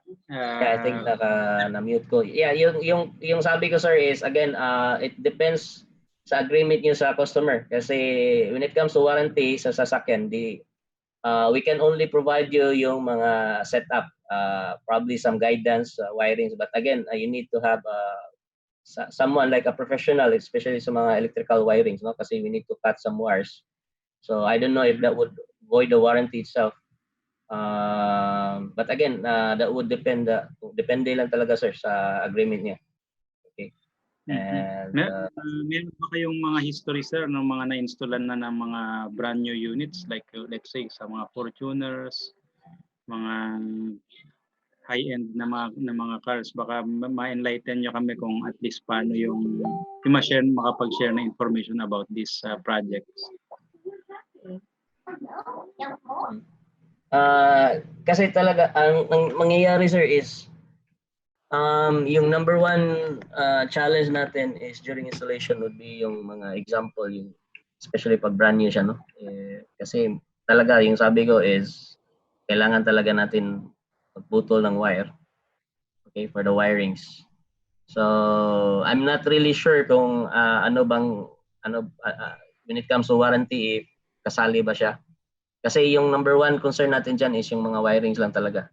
Other than that, like yung cable from the front side going to the back, so I think it will not void or it will not create any issue when it comes to warranty. Okay, so yung wirings talaga yung pinaka-concern natin. Okay. So yan. So yung maibibigay ko lang talaga sa iyo is yung guidance and then yung proper cabling.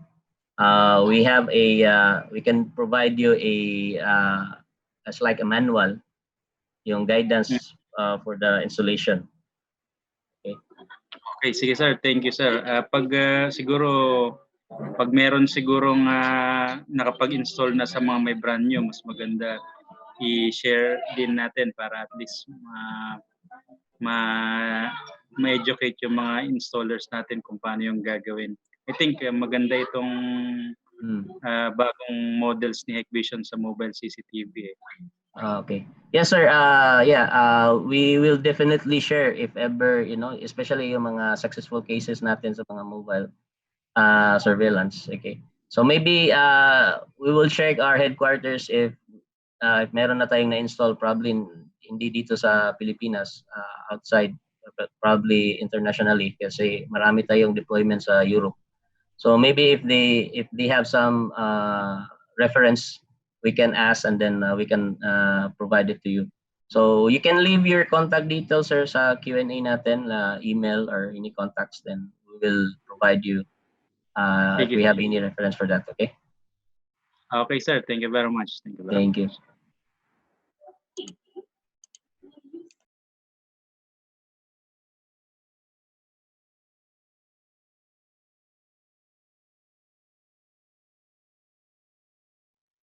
Okay, so dito tayo sa police vehicle. Okay, so in the surveillance of police car, in order to track suspects or moving vehicles, a mobile PTZ and joystick are essential in the system. Okay, so ito siya. So as you can see, there's a lot of, we're using a mobile PTZ. Okay, this PTZ, I don't have much information right now, this PTZ, even the specifications, kasi ito nakapackage na to eh. So later we'll give you the model.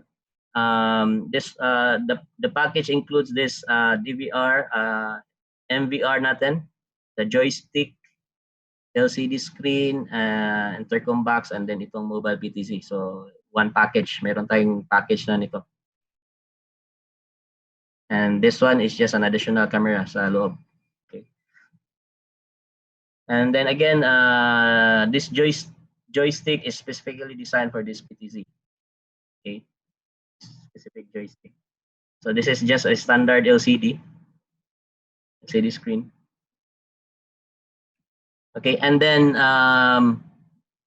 later I'll give you the model for this one. So and if ever, if mayroon kayong requirements in the future, just contact any of our sales of technical and we'll provide you further details sa model na to or with this specific package. Okay, kasi naka-package to siya. So kasi hindi pwedeng ito lang bibilin mo. At itong MVR is specifically designed for this PTZ din. So that's why naka-package na siya. Okay.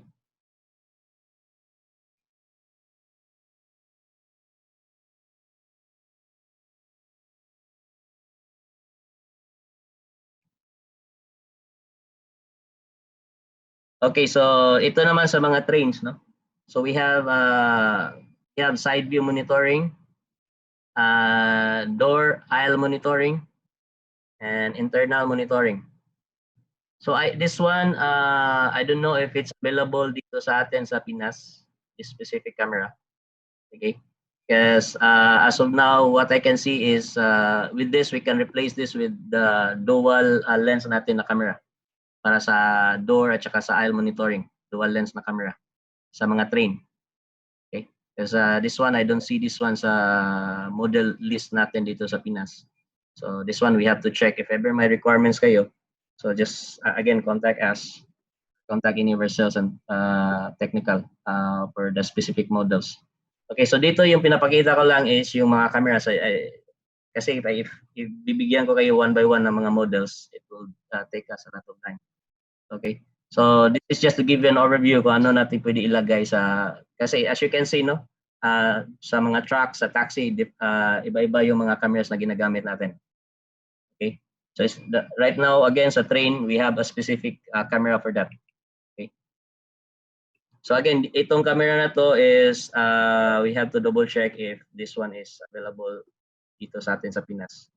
But again, we can always replace this with the dual lens natin na camera. So one lens, yung dual lens natin is one lens can view the door side, and the second lens natin is pwede siya sa aisle monitoring. So adjustable naman siya yung lens na yan, dual monitoring. Later, I think later we can I can give you the overview or some photo of that dual lens camera. Okay. Alright, dito tayo sa solution application natin. So platform functionality, basically ito yung sinasabi ko kanina. First would be the video surveillance. Then you will have the live view, playback, location and tracking, audio, talk. Ito yung intercom natin. Sa search, we can search alarm, statistics report, okay, logs and status. Yung status natin, like mga health monitoring natin, for example, if there are any offline cameras on a specific vehicle, then we can check that one here. We can do searching. Or we can also go to the health monitoring. We can check lahat ng mga devices natin, which is online, yung mga offline, yung online duration din, meron din tayo. Yung statistics reports, this is for business intelligence or business analysis, and then system inspection. So statistics reports, one good statistics report would be to show the client or yung in user natin yung mileage ng specific vehicle. Okay? And in one day, magkano yung mileage niya? And then in 1 week, so we can do that. Okay? And then we can export that report like it could be a picture or CSV na file. Okay? So printable siya. And then what else? I think later on I will show you that full report, statistics report. Okay. And configuration, we can set users and roles, recording and backup, adding devices. Okay, and then we can also set or configure mga events. Okay, motion detection, for example. So here, permission, rules, and resources. Okay. So later I will show you the full specification. So okay, sa platform natin. All right, so to give you an overview sa live view and playback natin. So itong screen na to, ito yung sa control client. Okay, control client natin or sa PC client. So IBM S5200, so may app siya. Doon maglalagin yung mga operators natin. Okay, so the moment na i-select nila yung specific vehicle, so for example, on these scenarios, ito yung vehicle na sinelect. It has 4 cameras. Okay, 4 cameras. So dito we have a track option. We have pattern, two-way audio, and then we have message.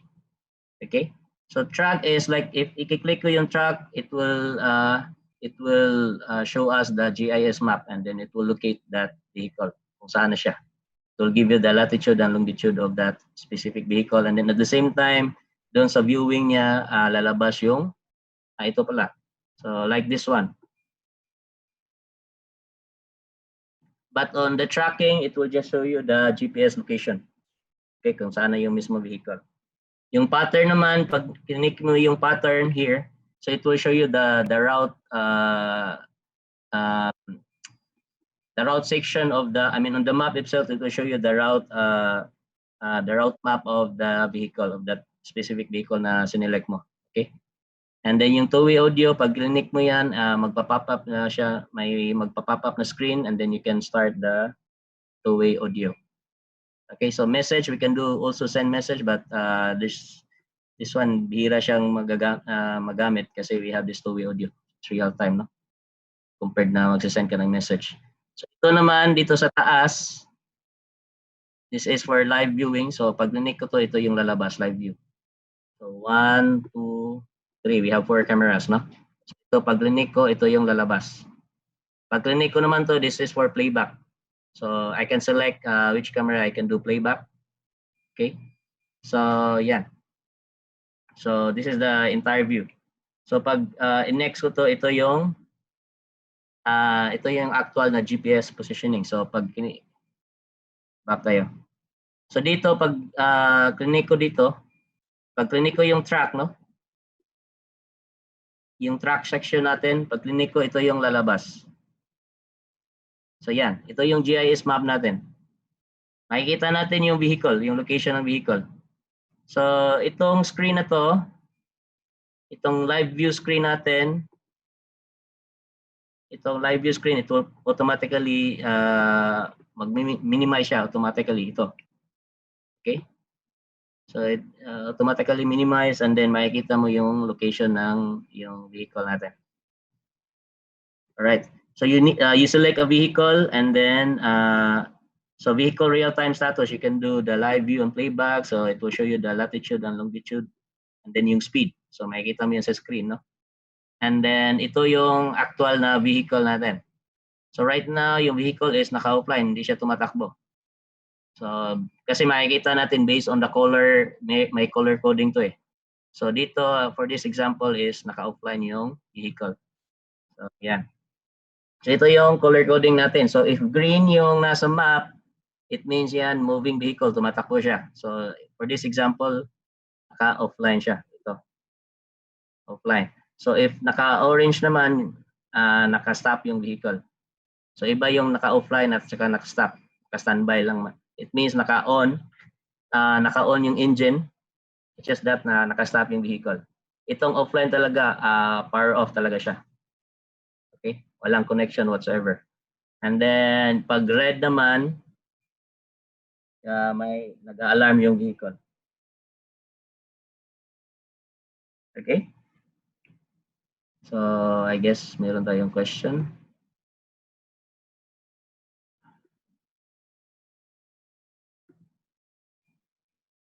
Meron ba?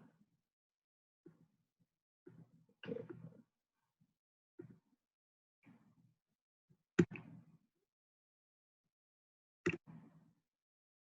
Yan. Ito yung pag if i-click ko yung track, makikita mo dito yung real-time vehicle tracking, and then it will show you the actual route sa map. Ito yung route niya, you know. So yung arrow niya naka-indicate kung saan siya pupunta, yung direction ng vehicle. So ito yung lalabas. So the arrow indicates the moving direction. So ito. So from here, tatakbo siya dito. Goes, so parang ganito yan. Ayan. Yung destination niya.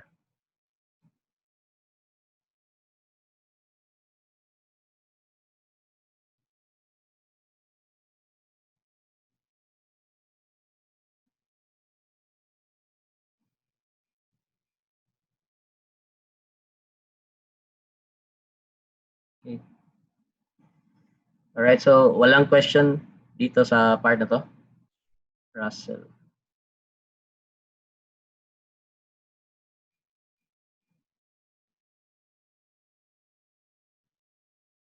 Yes, Sir Russell.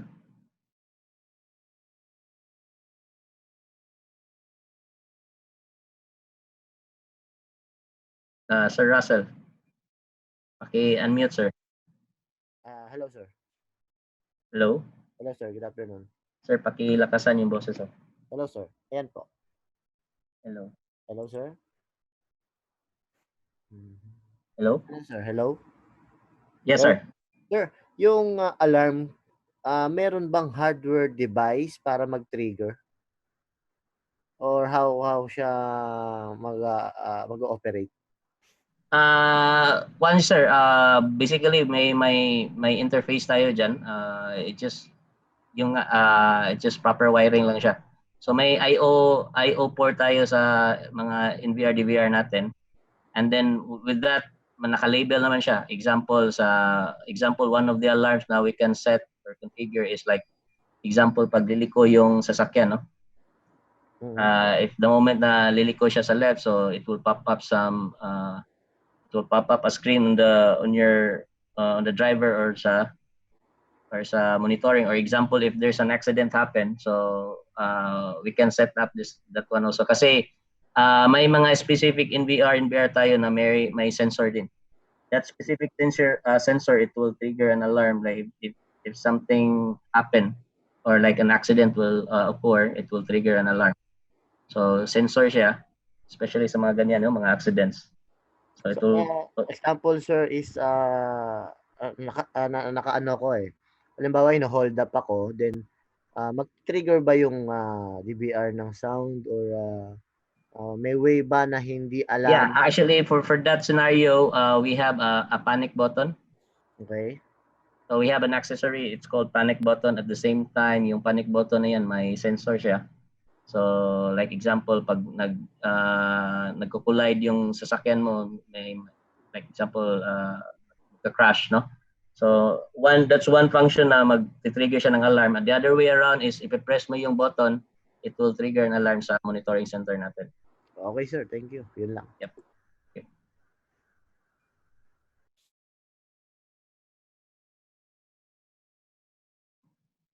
Yes, Ryan Gonzalez, sir. Hi, sir. Good afternoon. Good afternoon.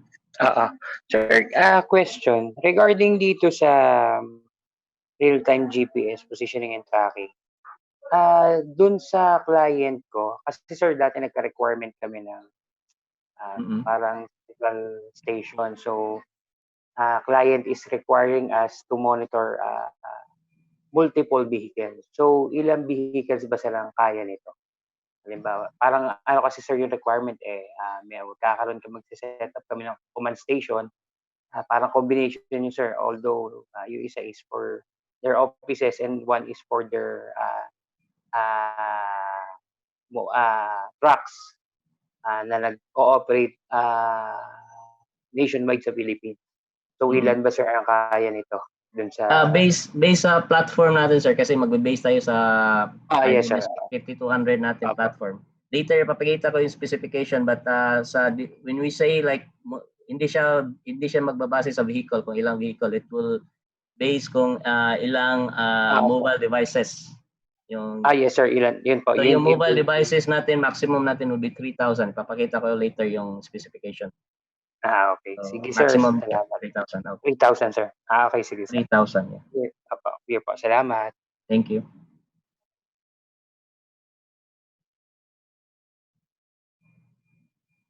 Yes, Sir Sam. Hello po. Yes, sir.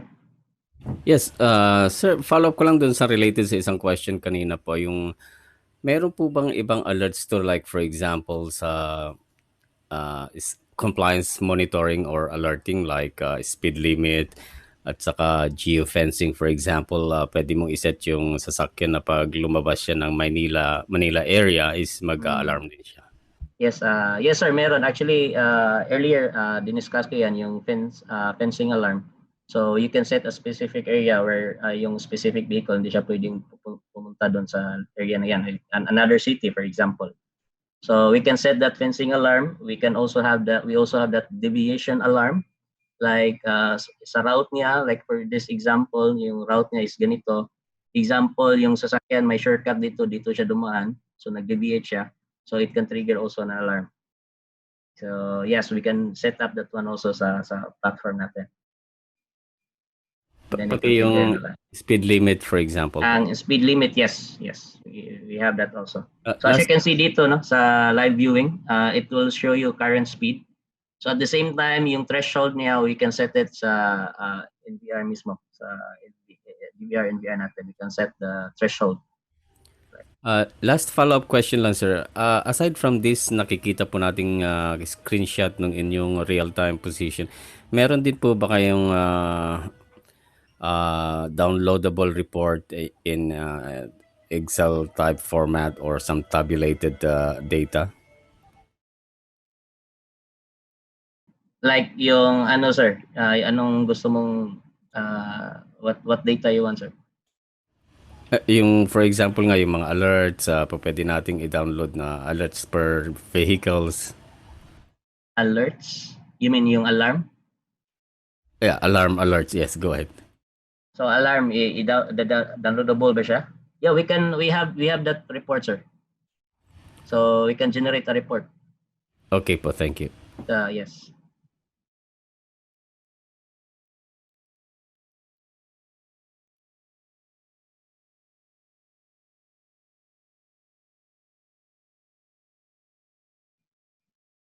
Yes sir, Danilo.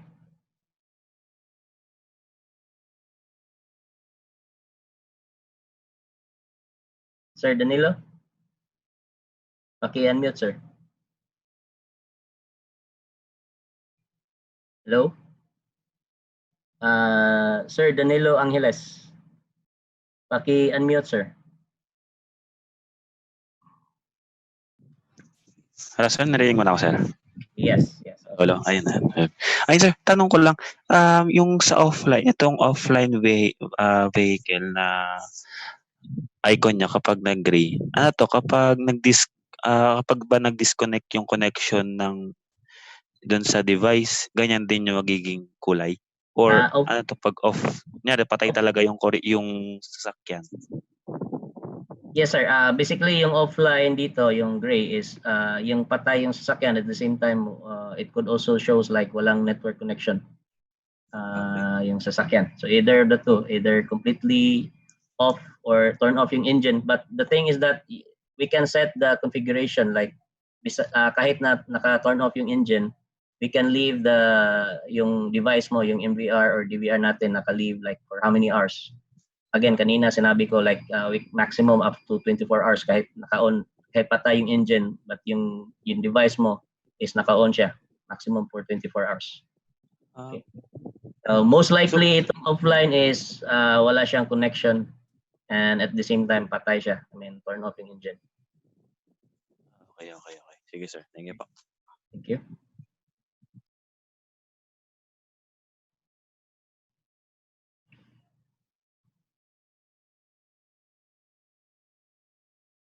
Okay. All right, guys. So, for moving forward. So, ito yung history playback. So, saan ba ito makikita? I think kanina, I can remember na may nagtanong. No? So, yung history, wala siyang history na hindi niya mapupull up yung history playback. So, yung track history. So, i-click ko yung pattern. So based sa live view natin, i-click ko yung yung pattern natin, yung icon na to, pattern. So the moment i-click ko yan, ito yung lalabas. So you can set the start time and end time. And then you can start the playback. So ito yung makikita mo sa map, yung history track. Okay, so you can also see this one. So you select the vehicle and period and you can see the history track. So ito yung history track niya. Okay, sorry. Better will not highlight.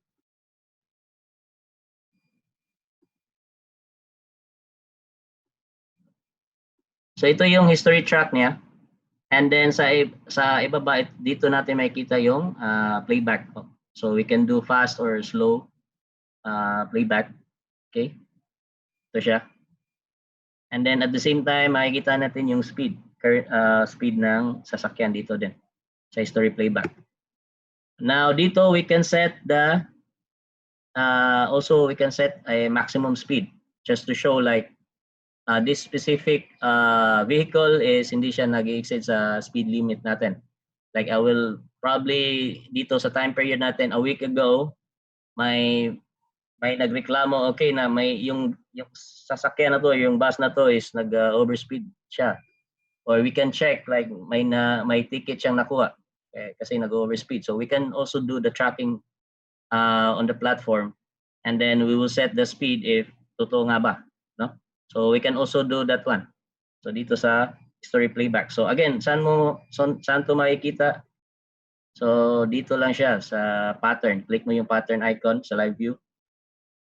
It will bring you to this page or to this viewing.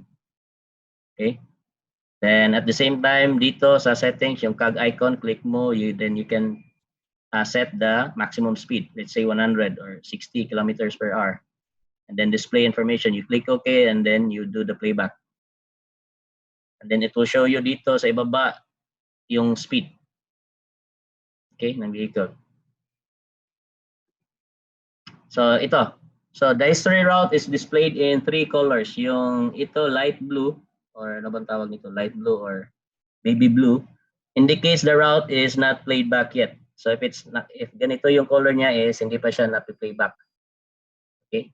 And if ganito naman solid blue siya, dark blue, it indicates the route has been played back already. So naka-playback na siya or someone already checked this history, the tracking history.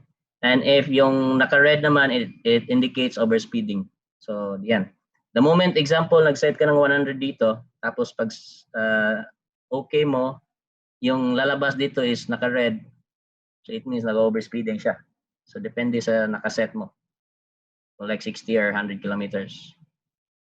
Okay. Yes, ma'am. Sir, tanong ko lang po kung may mabibigay ba si Hikvision na na API na free?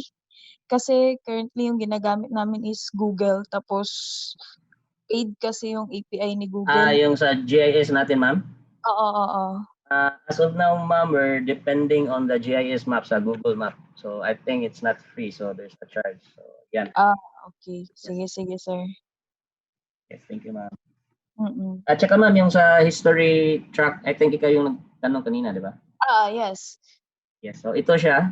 Dito mo yung makikita yung history tracking natin. Okay. So paki-check na lang, double check na lang. And if in case hindi mo pa rin makita or may problema, just contact us. Okay? Yung ano na lang sir siguro, yung exporting. Yeah. So nag-leave ka na ng contact details ma'am sa chat natin. Wala pa, i-leave ko lang. Paki-leave na lang yung contact details. Kahit email mo lang. Okay, sige sir. Salamat ma'am.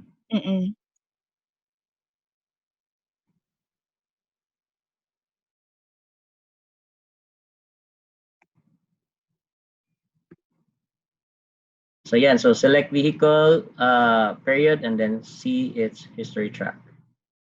Okay. So two-way audio natin. So ito, pag clinic ko tong icon na to, two-way audio, it magpa-pop up to na screen. Then you can start the two-way audio. So again guys, ang function na to is monitoring center natin, yung sa app natin, sa control client or operator client. Okay.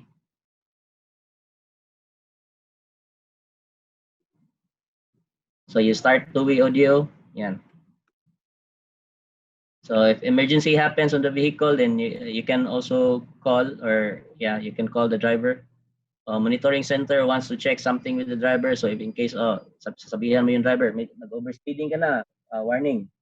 So you can also call the driver, can call and then warn the driver. So ito yung intelligent natin na analysis by using people counting. So it can be used by sa bus, for passenger counting. Generate statistic reports to analyze the operating status, aiding business decisions. Report can be evaluated by vehicles, sites, and time. So sa application scenario number 2 would be sa school bus, mga students attendance. Okay? And then we also have bus anti-fare evasion. So we can, yung sabi ko I think na-open ko to earlier, like sa people counting.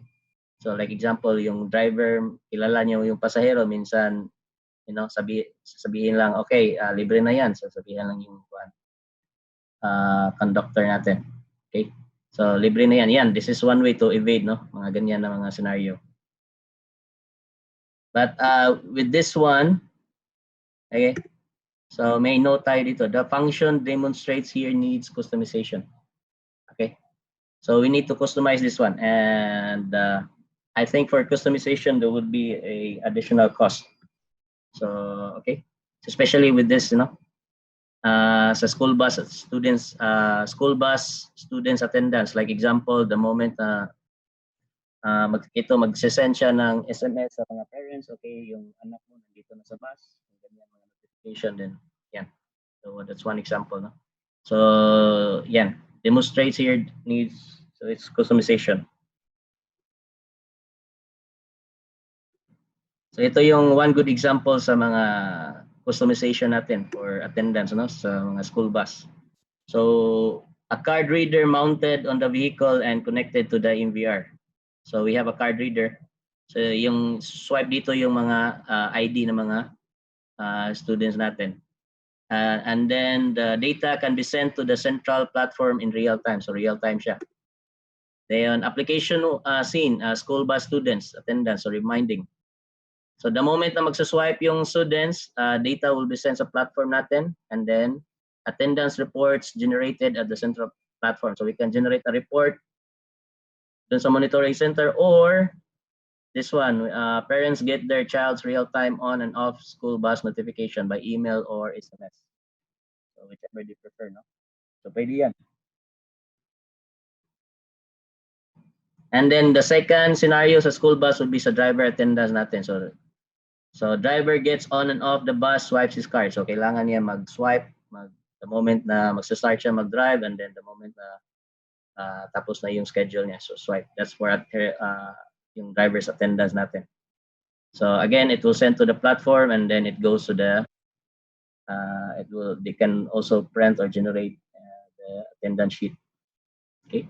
So again, especially this one, parents get their child's real-time on and off school bus notification by email. So yan, it needs for customization.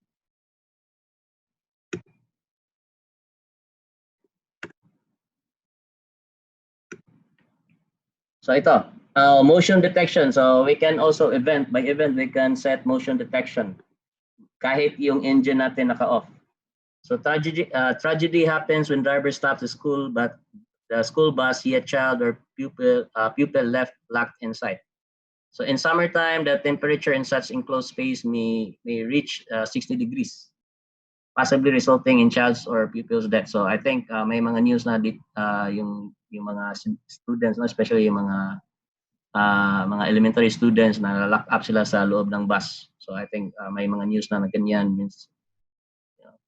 So yan, this is one way to prevent and eliminate this kind of tragedy. So as what I said kanina, may scheduled shutdown tayo or scheduled startup ng mga NVR, DVR natin. So ang maximum niya is 24 hours. So kahit nakapatay yung engine, we will configure motion detection. So example, nakatulog yung bata. So the moment na yung bata the moment na may motion, then magti-trigger siya ng alarm. So the NVR can be connected to the vehicle's battery directly so that it can keep working for hours after the vehicle engine off. Then the NVR can detect the vehicle's battery's level and switch itself off when the battery goes below some threshold. So it can also detect, no? So we have batteries protection also.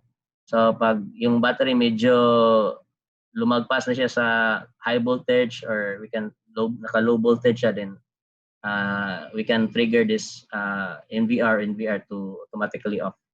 Okay? Or it will switch off by itself. So yan, meron tayo, lahat ng NVR, DVR natin may function na ganito.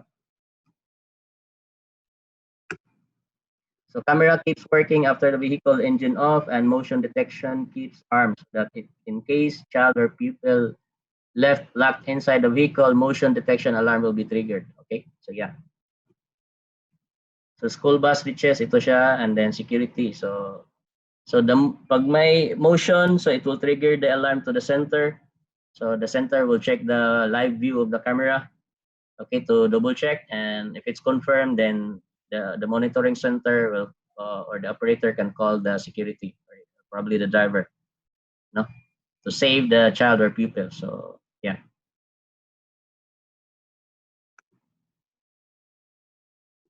So ito yung sinasabi ko kanina, fence crossing alarm. So if example, you can set a city, no, na bawal yung specific sasakyan. So the moment na mag-enter you can set an area, circle, or polygon.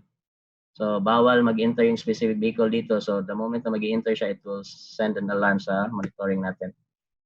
So it's either region enter or region exit. So for example, sa city, so dalawa yung pwede mo i-set up. So within the city of Makati, yung location niya, yung route ng vehicle is within Makati lang. So you can set that area. You can set you can draw the area, either circle or polygon.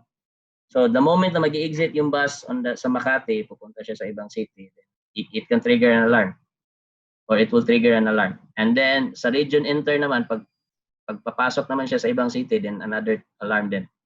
Okay, so that one. So it's either you draw region enter or region exit. Okay. So this is one way of preventing, yung mga tragedy, accidents also. So for example, dito, the Tokyo taxi company's taxis are forbidden to go out of Tokyo City. So draw the region of Tokyo City on the map. Okay? So draw the region exit. So bawal siyang lumabas sa Tokyo. So vehicle goes out of the region, an alarm is triggered. So pag lalabas siya sa dito, sa area, so it will send an alarm. Then monitor center checks the situation and takes reaction. Yeah. Okay. Yan yung fence crossing.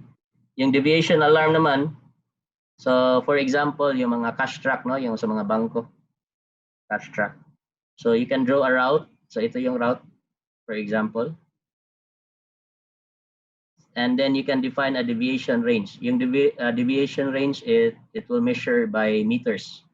So the vehicle must follow this route, otherwise alarm will be triggered. So example, nag-deviate siya, nag-shortcut yung track natin or bus, for example. So hindi niya sununod yung route niya. So baka siguro kasi dito traffic, so medyo nag-shortcut siya. So pag lalagpas siya, let's say 10 meters or 20 meters sa route niya, deviate siya. So pag lumagpas siya sa threshold deviation, then it will send an alarm sa center. So draw a route on the map and define a deviation range. Vehicle deviates from the route exceeding the range, then it will trigger an alarm. So center monitor will check the situation and takes reaction. So yan yung deviation alarm natin. And then ito yung overspeeding alarm.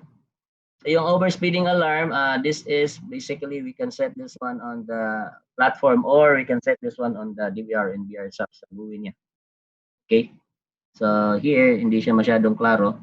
So dito, i-enable mo yung speeding monitoring. Then you will set the threshold. Okay? So ipaglalagpas siya sa threshold, yan. Magsasend yan ng alarm sa monitoring.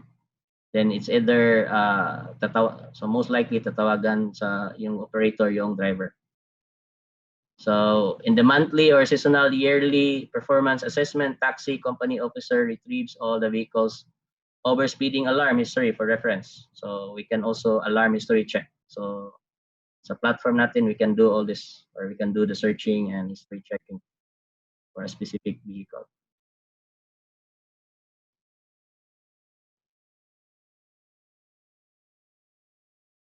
Okay.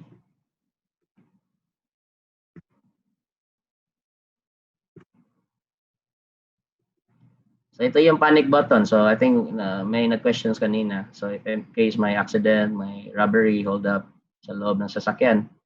So one way to prevent that kind of scenario is to have a panic button. So usually lalagay natin siya sa area where hindi siya masyado makikita sa passenger. So it should be hidden. So if incidents happen, driver or passenger can press the panic button for help. Carjacking, robbery, arson, or sexual assault, so especially sa mga taxi. And then configure panic alarm. Okay, and then alarm triggered. Then monitor center takes reaction. So yan. Sa monitoring natin sa operator client, so magre-red siya dito. Magre-red siya yung alarm natin. So then they can check the live viewing to check or to assess the situation. So again, yung panic button natin, it's accessory, okay? So it's an additional hardware. All right, so ito, other alarms. So mobile NVR, DVR natin can detect abnormal vehicle status with integrated G sensor and gyroscope. So G sensor basically it's like an acceleration sensor. Okay?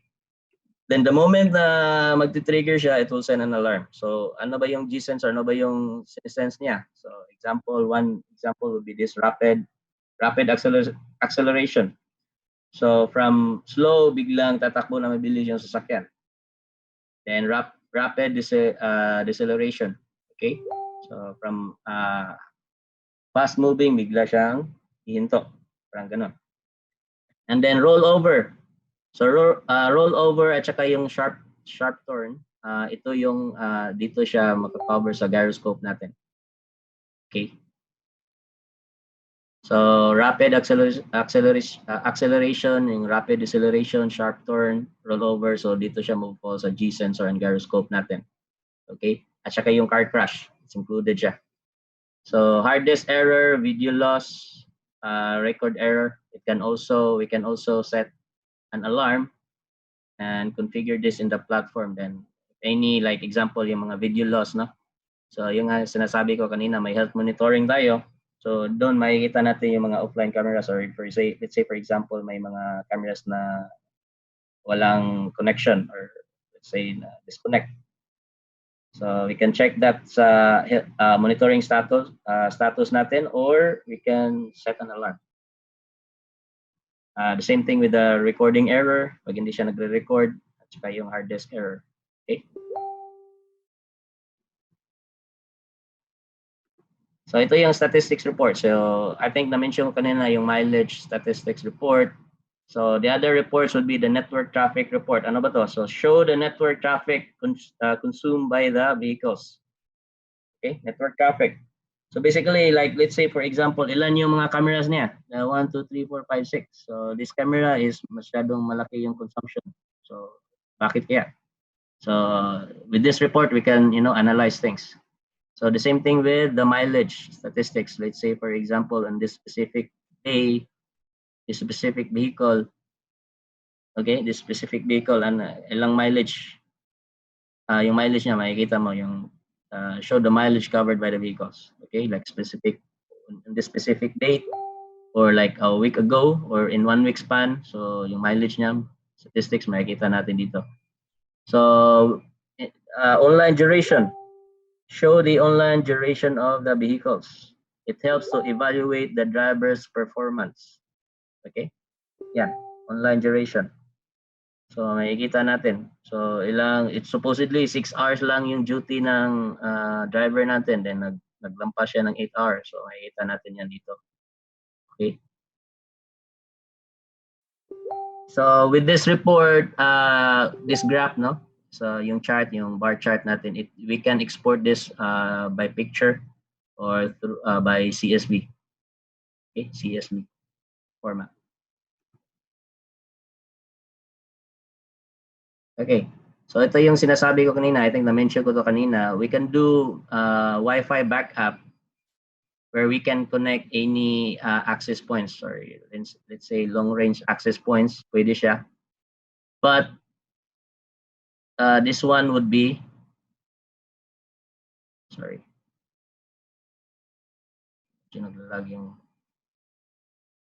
So maximum 50 Mbps per device. Per device. So it means hindi siya camera. Per device means per NVR or DVR. So ito yan. Maximum is 50 Mbps. So it doesn't matter if it's like 4-channel or 8-channel NVR or DVR.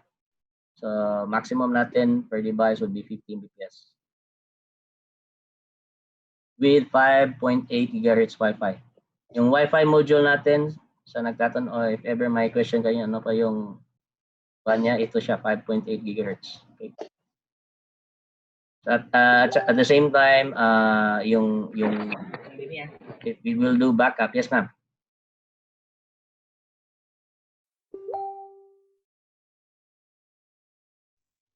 Hello, sir. Yes, ma'am. Bali, ask ko lang po about sa backup. Kasi yun nga, ang server na kailangan for backup is CVR. Pwede ba siya gamitan ng ibang server aside sa CVR? Kasi medyo pricey si CVR. Medyo tumitiklop kasi si client sa presyo. May iba ba tayong alternate aside from CVR? Kasi as per specification, we can do the backup sa CVR. Okay, and then the only storage that we have CVR is yung SAN natin, yung hybrid SAN. Okay. And yun nga, sabi mo, medyo costly siya, but as of now, in terms of compatibility, so if you base it sa specification natin, I'm not sure if other brands will be qualified for the, kasi yung platform natin na ginagamit is sa Hikvision, but I'm not sure lang, but as of now, as per specification, yun lang talaga. CVR lang talaga ang pwede? Yes. Okay. Sige, sir. Thank you. Thank you.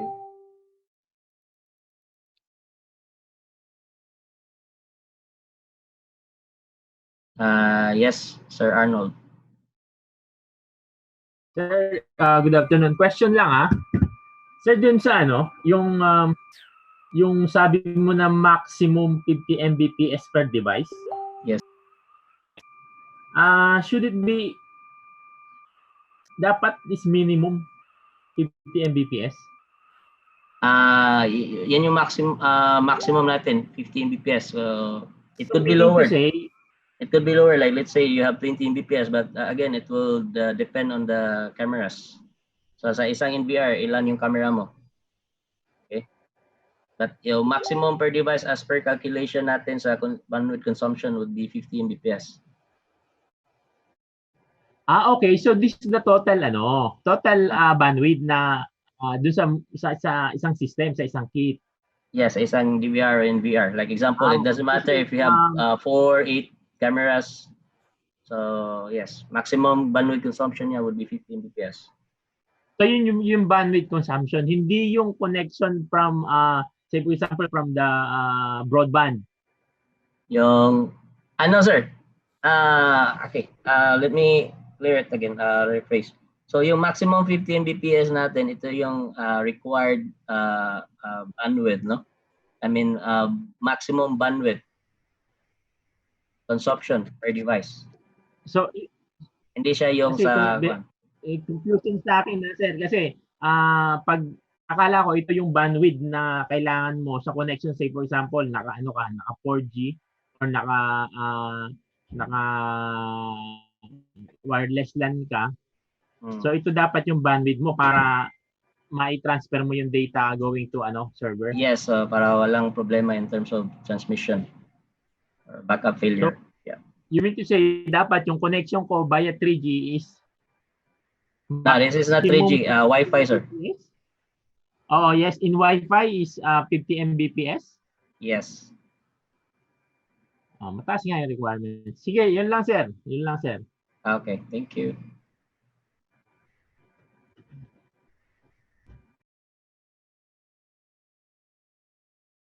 Yes, Sir Dexter.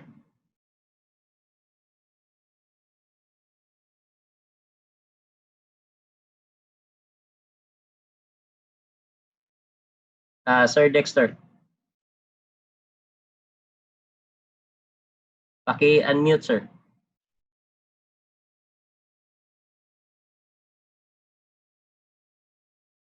Hello, Sir Dexter. Paki-unmute, sir. Di kita maririnig, sir.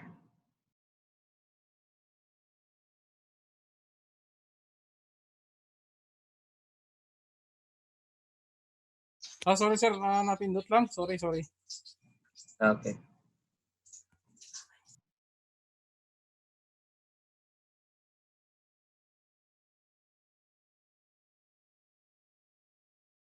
Okay, so going back. So again, 15 Mbps maximum per device. Okay. It's the bandwidth consumption per device.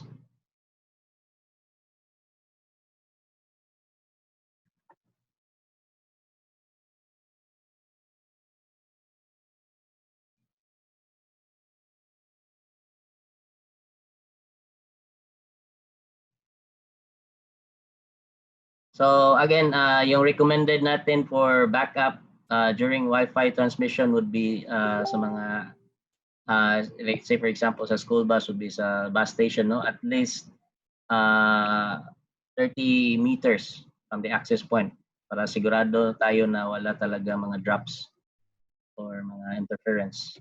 Okay? 30 meters from the access point.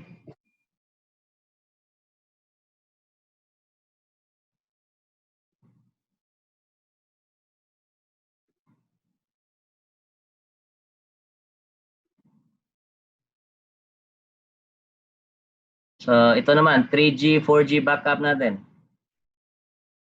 Real-time central backup. Okay. So again, sabi ko kanina, we can do it as per kung if kailangan talaga, as per required ng client. But we will not recommend this one because again, it will take a lot of it will consume a lot of bandwidth, no? Especially if naka 3G, 4G ka. But it's possible, but will not recommend. So this is also the health monitoring, as I mentioned earlier. So we have a health monitoring, centralized display of health data of the overall system and dashboard. Easily justify the health status of the system. So we can check yung mga offline cameras, yung mga devices. Okay. You can click for details. Let's say, for example, I click this number 3 na red. To show me yung mga details, mga any abnormalities or mga items or devices, no? I-breakdown niya. And then fix the problem. So it could be like, it will show you like network accessible, or there's something may problema sa network, or it could be offline yung camera, or it could be problem with the username and password, and then TF card normal. Okay. So yan yung mga ganyan, no? We can check for details. So that's for health monitoring natin. So device offline, camera no signal, recording exceptions. Okay.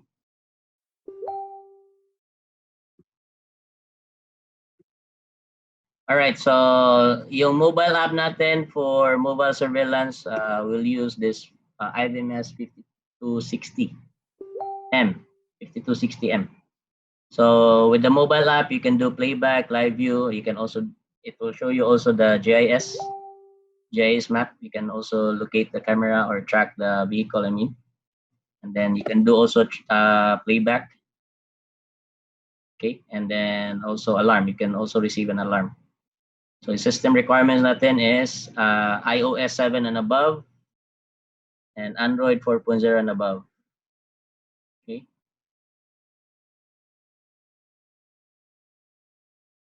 Yes, sir. Hello po, sir. May tanong Yes. lang po. Yung itong mga feature na to, no, yung mobile app access is dependent on the IVMS server pa rin, tama po ba? Yes, sir.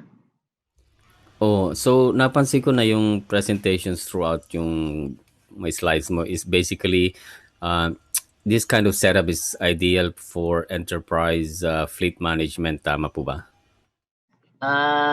Not really, kasi we can do sa mga like mga medium na mga SMB part.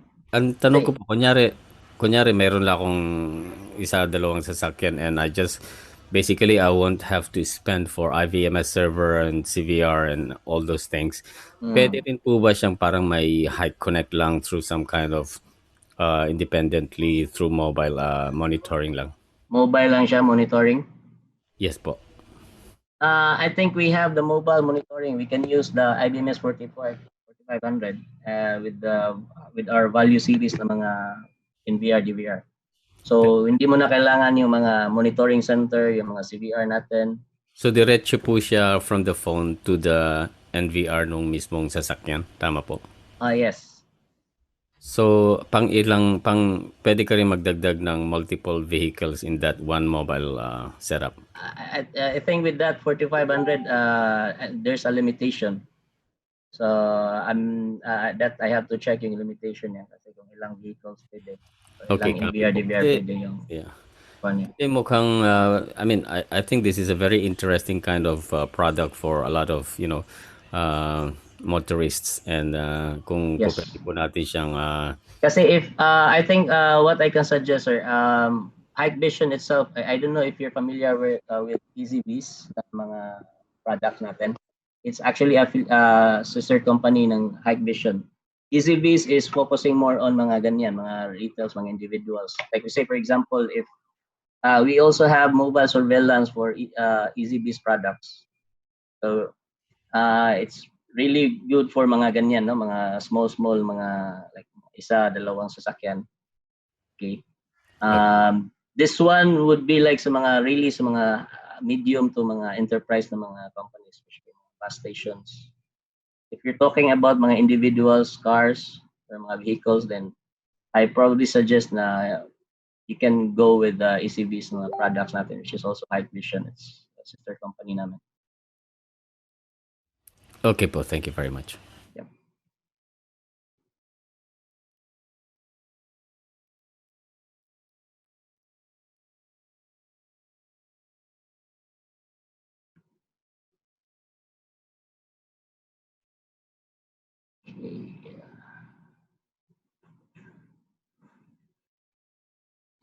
Joseph, yes sir. Hello, sir. Sir, may nabanggit kanina regarding dun sa GIS map sa IBMS 5200 yata yun. Okay. Nabanggit niya na mayroong charge. Paano yun, sir? Mayroon bang, hindi ba free pala yun? Yung IBMS natin, sir? Ay, hindi. Yung sa map. Yung GIS, sir, GIS map, hindi siya free. Yung mga offline maps ng Google is free. Okay. So, I don't know if how much is the cost kasi di ko pa na-try yung GIS map na yung subscription. Mas maganda kasing na-inform kami in advance para at least kasi malamang isa yan sa matatanong ni client. I think earlier na mention ko na may nagtanong din regarding GIS map. So nagtanong if may alternative ba tayo. So I think nasagot ko yan like it's actually there's a cost, no, for GIS map. Okay, sir. Okay, sir. Okay. Sige, sir. Thank you. Salamat, sir.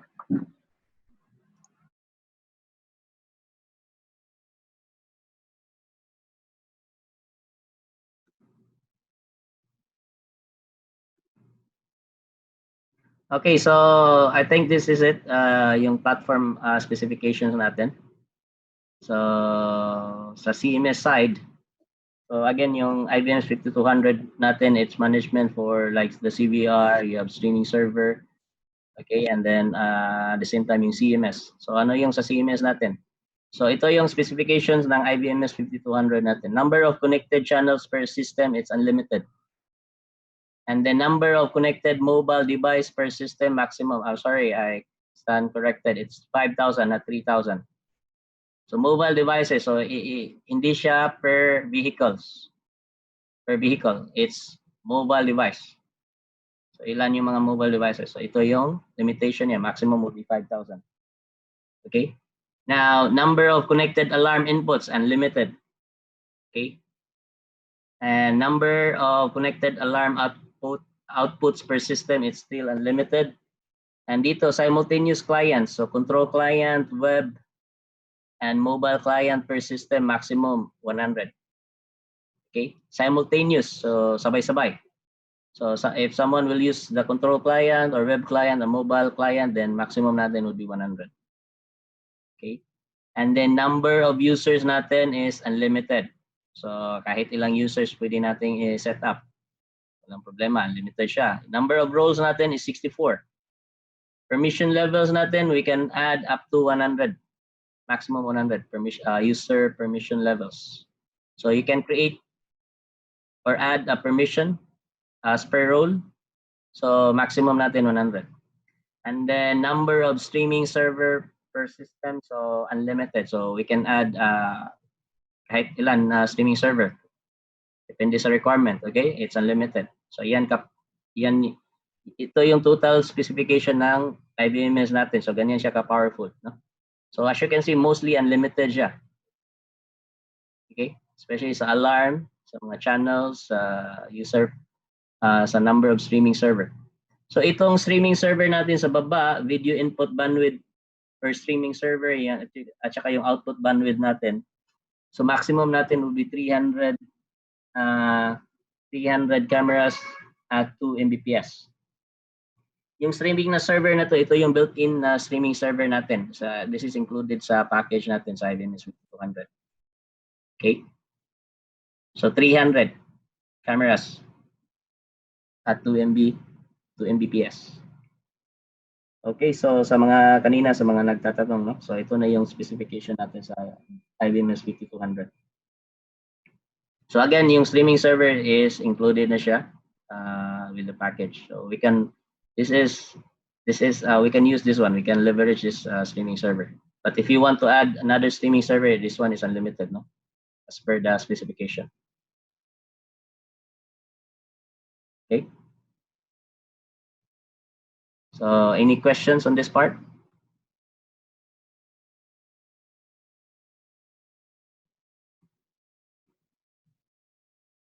Okay, so if wala, Proceed tayo. Alright, dito tayo sa mga models natin. Okay, so basically our mobile video recorders are categorized into value, pro, and then ultra. Value natin, this part.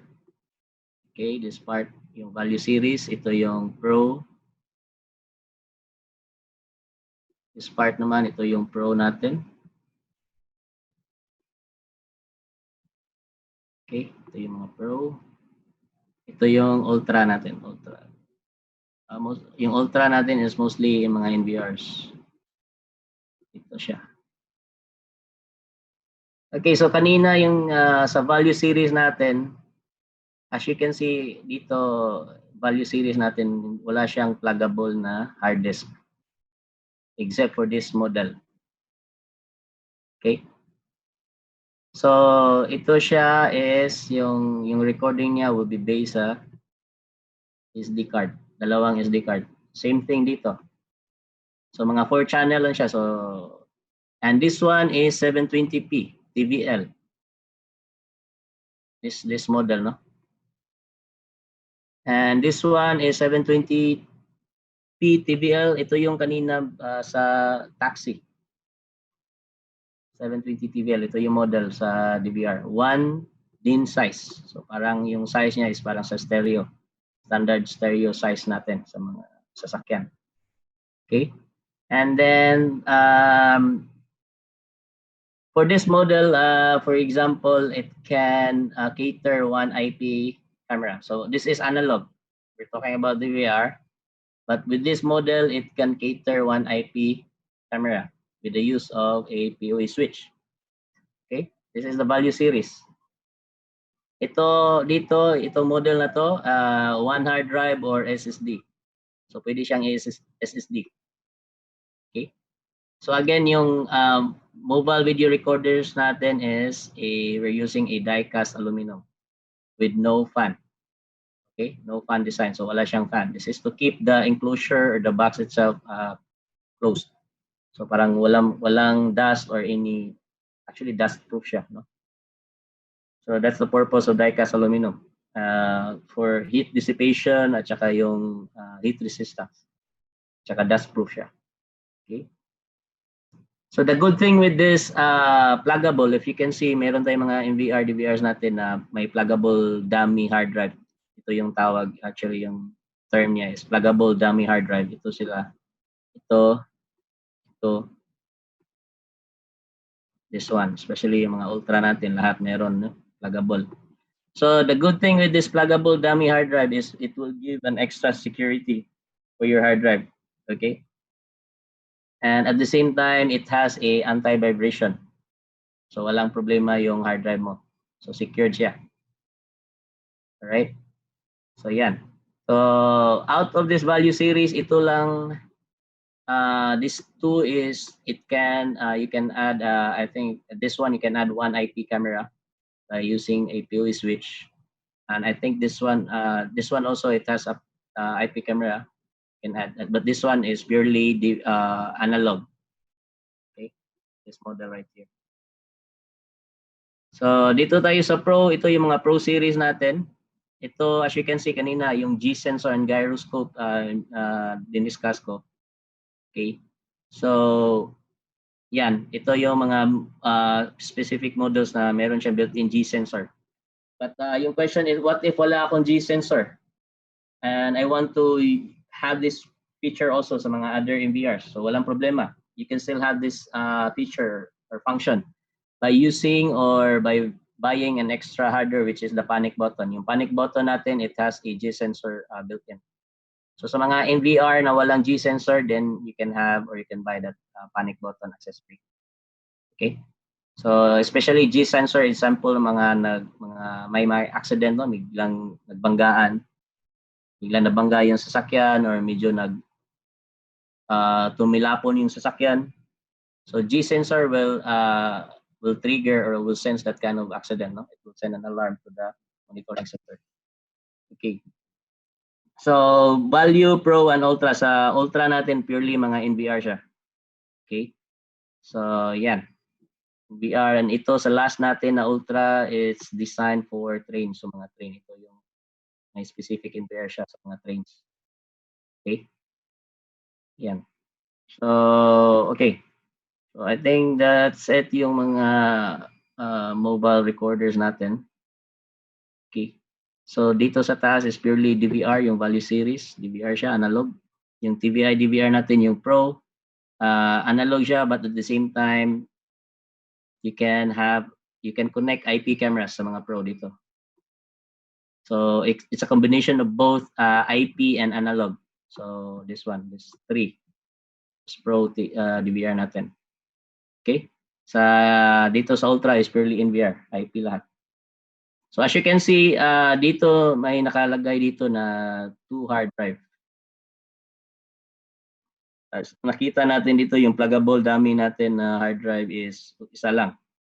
So actually yung pluggable dummy natin it can accommodate 2 hard drives. Okay? So ganun siya kalaki. Yes, Wendell.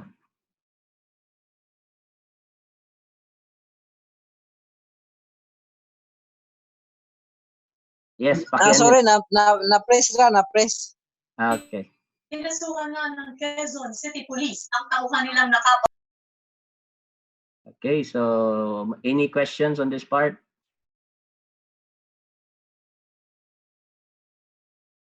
Yes, sir, Sam. Hello po. Yes, Hello, sir. can you hear me? Yeah, sorry, sir. Yes, sir, I can hear you. Okay, great. Nagtatype kasi ako ng question, medyo hindi ko nakikita. So anyway, tanong ko na lang din po. Ano yung, I believe all these casings or enclosures are rugged enclosures, ano po, so they should be able to stand some impact. O, tama po. So, ang question ko rin, ano po yung maximum heat, ano po nito, heat threshold na pwede siya? Yung heat threshold. Kunyari hanggang anong temperature kaya niyang mag-stand? Okay. Let me check. Double check ko. So, kasi tanong ko po yun kasi, for example, po pwede ba siyang ilagay sa tabi ng makina inside the, Yeah, for sure. Kasi rugged siya. But to be exact, yung temperature na sinasabi mo,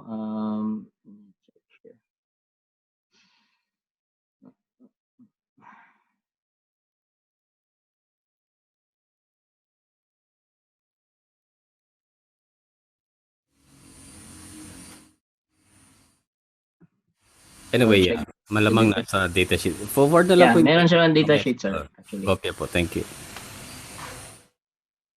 So, yung working temperature natin is 30 to 60 degrees. Okay. So, yan. Nandito naman siya sa datasheet natin. So, yan. So, 30 to 60 degrees yung working temperature niya. O kahit nandun siya I mean, usually, hindi naman kailangan natin ilagay ito sa mga malapit talaga sa engine. No? So, minsan, nasa loob lang siya ng sasakyan. So, hindi siya ganun ka yung heat, yung Ina-imagine ko lang, sir, ano ba yung usual prescribed setup niyo? Usually nasa sa likod ba sa Actually nasa harapan, sir. Same is example sa taxi, no? So kung saan pwede natin either nasa ibabaw or nasa ibaba siya ng stereo, or pwede natin palitan yung stereo natin with the DVR. Kasi yung size ng DVR or NVR natin, meron tayong same size as the stereo size, standard size. So, pwede din i-cache natin doon mismo. Okay po. Thank you, sir. Thank you.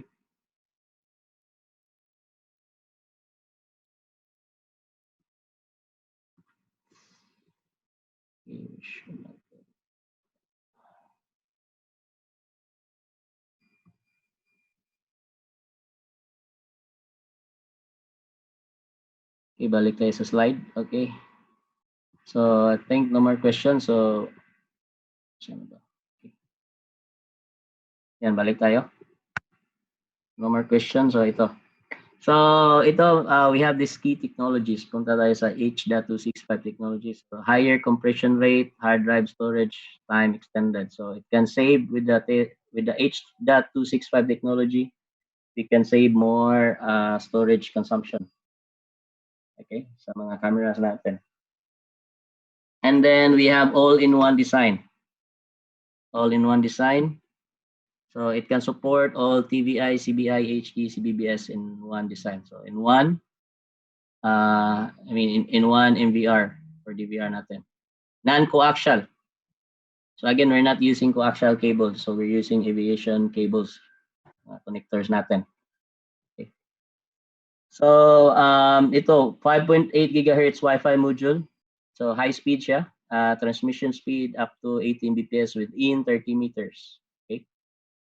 Low voltage protection natin. So yung voltage natin is play somewhere 12 volts to 24 volts.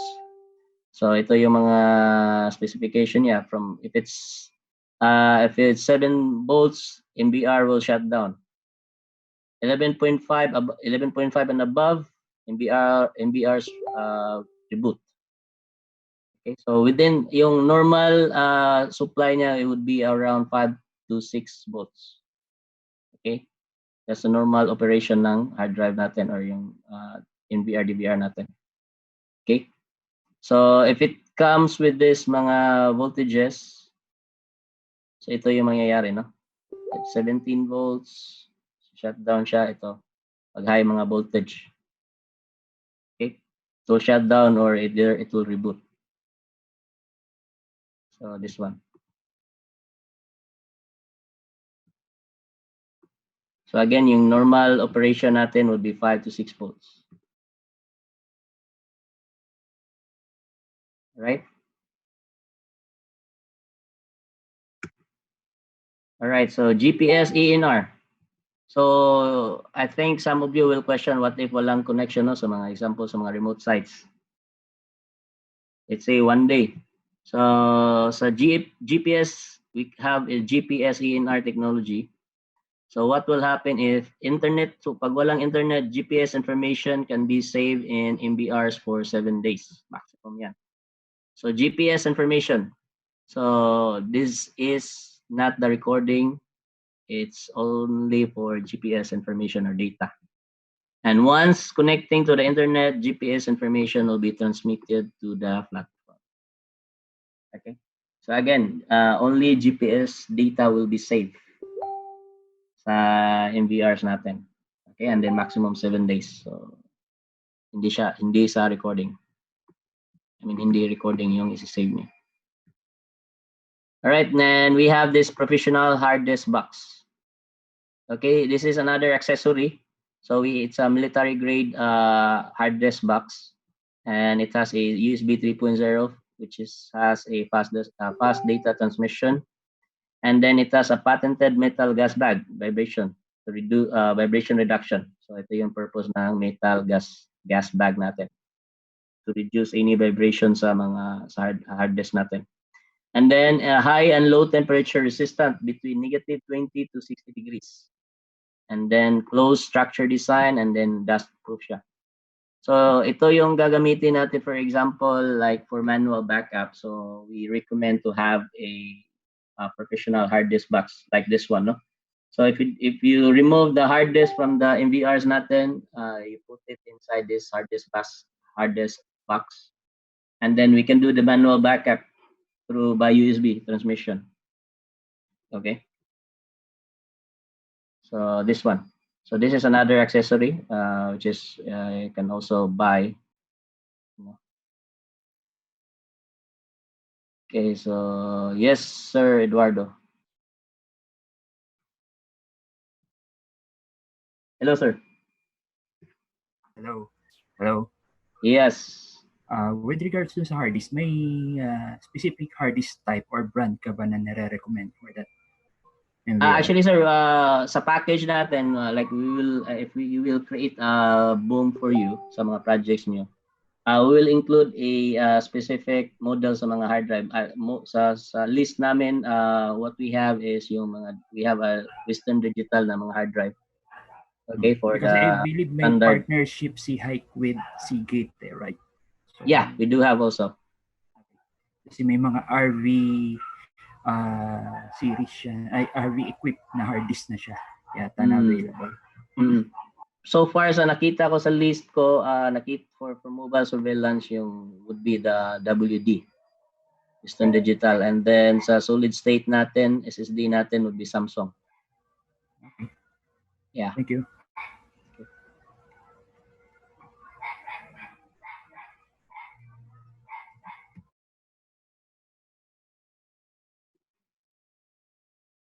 Okay, so mobile cameras natin. So ito yung mga mobile cameras. So for this part is for mga internal natin. So ito yung sasabi ko kanina. Yung analog natin, it's POC. So hindi mo na kailangan maghanap ng supply, no? Each camera. So POC na siya sa IP naman, it's PoE. Okay. So ito yung sa pang internal camera, ito yung sa labas naman, external natin. Ito naman yung dual lens natin, ito yung people counting. Okay. So ito yung sabi ko kanina, I think I mentioned this one, dual lens natin na interior camera. So sa train sa door at saka sa aisle monitoring, so I think with that specific model, hindi ko nakita siya sa model list namin. So with that, we can replace that one with this specific camera, dual lens. So adjustable yung lens niya. So I can adjust this one. If I want to have this, facing on this side. So pwede ko siya adjust. Yung second lens would be on this side. So pwede siya, or it could be 360. Okay, so you can adjust it. So ito naman ito siyang IP. Ito IP camera siya. Ito yung unit. Ito naman yung mga lens niya. So separate yung lens niya. Okay. So this specific unit, it's compatible with these 3 lenses. So may iba-ibang focal lens sila. So ibang focal lens, so iba-ibang application yung each lens. So yes, this one. So this one and this one. Okay. So this one is what we called also the covert or discrete na mga cameras natin. So let's say for example, may requirements kayo na hindi niyo gusto, I mean the user gusto niya na hidden yung camera, hindi masyadong halata na may camera sa loob ng sasakyan. So we can have this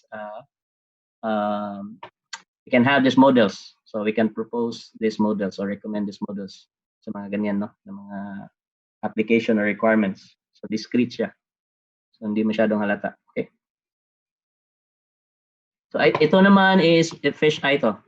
Fisheye camera. So we can also install fisheye camera sa loob ng public transportation like bus, no? Ito yung normal camera. Okay. So ito naman sa outside IP camera, ito yung sa outside na analog natin. So ito analog siya. Ito yung mga IPs. Okay. So again, POC and then PoE. All the cameras are anti-vibration design. Okay. So anti-vibration. So kailangan yan. Okay, so ito portable surveillance natin. Okay, portable surveillance. So basically, I'm not sure if this one is really available sa atin dito sa Pinas. But just in case, if my requirements kayo, at sabi ko kanina earlier, so it's a package. So given this model, this is what includes the package. So you have the PTZ. These are the PTZ cameras, portable. And you have the NVR, you have the LCD screen and joystick. Okay. This one is another PTZ. Okay, this is another NVR joystick. So I don't have much information on this portable surveillance because I don't know if it's really available. But if ever my requirements kayo na ganito, you just contact us and then we will check what other solution we can give you. But again, we have some portable devices, PTZ, which independent siya, standalone. So I think later if if time permits, I can show you that portable PTZ na hindi mo na kailangan ng NVR. Okay? So it's just for temporary deployment, especially sa mga police cars, no? Example, sa mga police cars, may mga operations sila, mga raids. So pwede nila ilagay, or example, may mga, during mga raids, no? Pwede nila ilagay sa mga, or mga, like, criminal chasing, no? Yung mga ganyan. So, sa mga traffic roads. So, pwede natin ilagay yung portable PTZ natin, and then there's no need na for NVR. So, may SD card siya. At the same time, may 3G, 4G module siya. Okay? And then for the control, you can control it using the mobile app, which is the IBNS 4500. It's very convenient. So again, for this one, portable surveillance, I will, I don't have to, I don't want to discuss further details kasi wala akong masyadong details for this one. But again, if there's any requirement, just contact us and then we'll provide you with such solution, okay? All right, so ito yung mobile accessories natin. So for intercom box or audio intercom natin, we have a half duplex intercom and then yung full duplex. Okay, so depende kung anong gusto niyo. Half or full. So yung pinakaiba is yung sa half duplex is para siyang walkie-talkie. So you need to press the button. It's like push to talk. Like you push the button before you can talk. So that's half duplex. So yung full duplex, you just press the button and then pwede kayo sabay na magsalita. Okay? And panic button, this one. So again, the panic button, it has a built-in G sensor. So again, if yung selected MVRs niyo walang G sensor, don't worry, we have the accessory for that, the panic button. So just in case yung mga car crash, no? Biglang tumilapon yung sasakyan yan. So it's part of the G sensor. So yan, panic button. Then we have the LCD screen. And I believe with the models, we have a normal LCD screen and then touch screen. Okay. And then yung mga cables natin. So aviation cables natin, we also have that one. Okay. Can include that in your projects like sa boom, no? And then hard drive box natin. And then we have the 3G, 4G module. Okay. So 3G, 4G, actually it's not just 3G, 4G. It has also the module for Wi-Fi and then your GPS. This one, 1, 2, 3. And then hard drive. So HDD or SSD we have, and then we have the UPS unit. And then this one, fireproof box. Fireproof. So extra protection sa mga DVR and NVRs natin. So fireproof box. Yan. Okay. So yan yung accessories natin, and then before I'll go sa successful cases, let me i-insert ko lang yung kuha natin. Body worn cameras natin. Okay. So ito yung body worn cameras natin.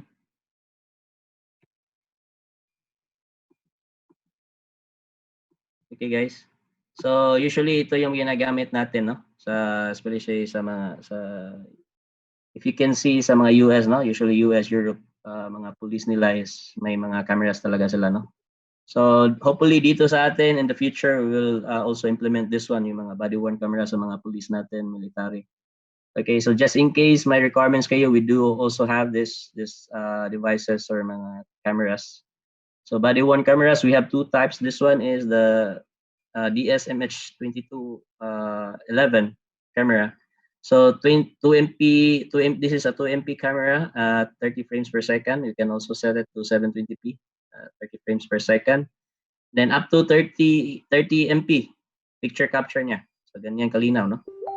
And then 128 GB storage, but we can customize it, okay?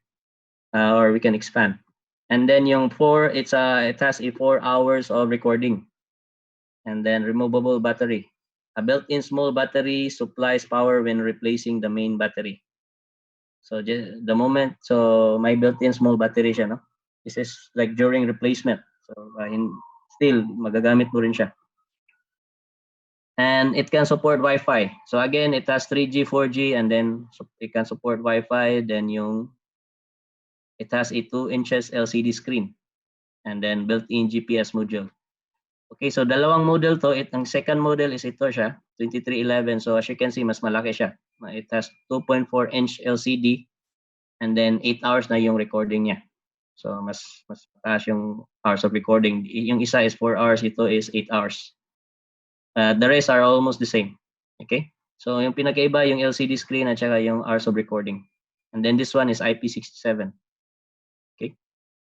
All right, now with the body-worn cameras, we also need to have this docking station. So yung docking station natin, so dito natin i-charge and i-upload yung mga body cameras. So the moment na ilagay natin siya dito, mag-charge siya at the same time mag-upload siya, automatic upload siya ng mga pictures. Okay. And it has a large storage of 4 na hard drive, 3.5 inch hard drive. Yung sa mobile in VR natin, it's 2.5 inch na hard drive, okay? And 2 terabyte to 6 terabyte each hard drive. And specified model natin is ito. So kanina yung dalawa, so walang problema. So compatible siya with this docking station. And it has an embedded software of Windows 10 system. Okay. And okay, this one, ito yung sinasabi ko na portable PTZ natin at for temporary deployment. So also we can use this sa mga police cars, no? So no need na for NVR. And the good thing with this is yung sa bottom part niya is magnetic siya.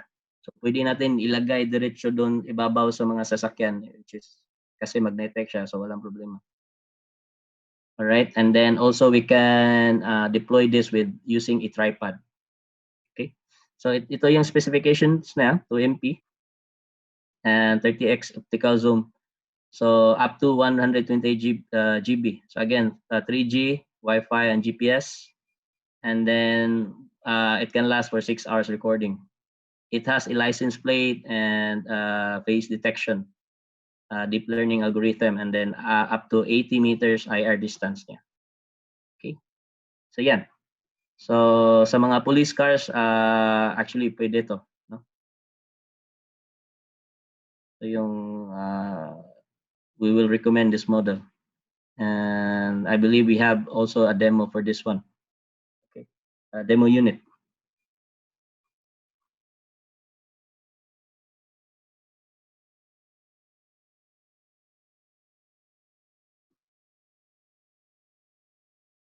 Okay, so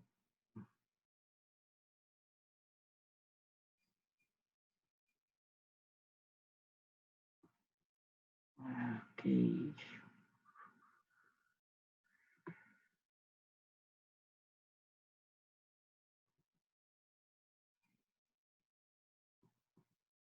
Okay, so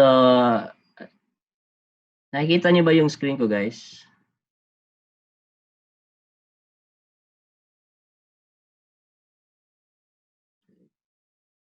I think iba yan nakikita. Okay.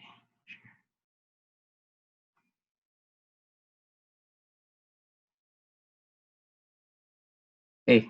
So I will give you a quick overview sa mga installation natin. So how we will install mga or how we set up the connection and all. So just a quick overview lang. So I think we're running out of time. So okay, so SIM card ito siya sa yung module natin, SIM card module is nasa likuran siya. So it's the module itself, it's a combination of GPS, 3G, and then yung Wi-Fi natin, no? Isang module lang. So yan. With the use of the screwdriver, then we can remove this module, and then this is the part also where we will install the SIM card. Okay, yeah. Right, this one. So yan sa. All right, now ito naman is I'm showing you the backside of the one of the models sa mga NVRs natin. So basically, yung extension dev natin, this port is for the LCD screen. So again, we'll be using this kind of adapter. So from this RS232 na serial natin na cable, it goes to the adapter cable to the LCD screen. So yung VGA natin na part or port dito is used mostly for debugging. So we can connect a monitor, standard monitor, and then this is used for debugging. So normal LCD display. So example, hindi nyo gusto yung LCD na to, masyado maliit, gusto nyo malaki, gusto nyo bumili ng iba. So pwede siya. We need to, if using the normal LCD, you can connect from this part, this port, you can connect an interface connects to LCD via adapter. So then you need to find an adapter for that. So, okay, with this one. And yes, so this is for the display or the LCD screen. Okay. So this type of LCD screen is not a touch screen. So, yeah. So again, so dito, plug touch screen natin. So again, meron tayong touchscreen and meron tayong normal LCD. I mean yung hindi touchscreen. Okay. Then for the audio intercom natin, dito siya sa extension na to. Okay. So again, yung cable niya is aviation cable.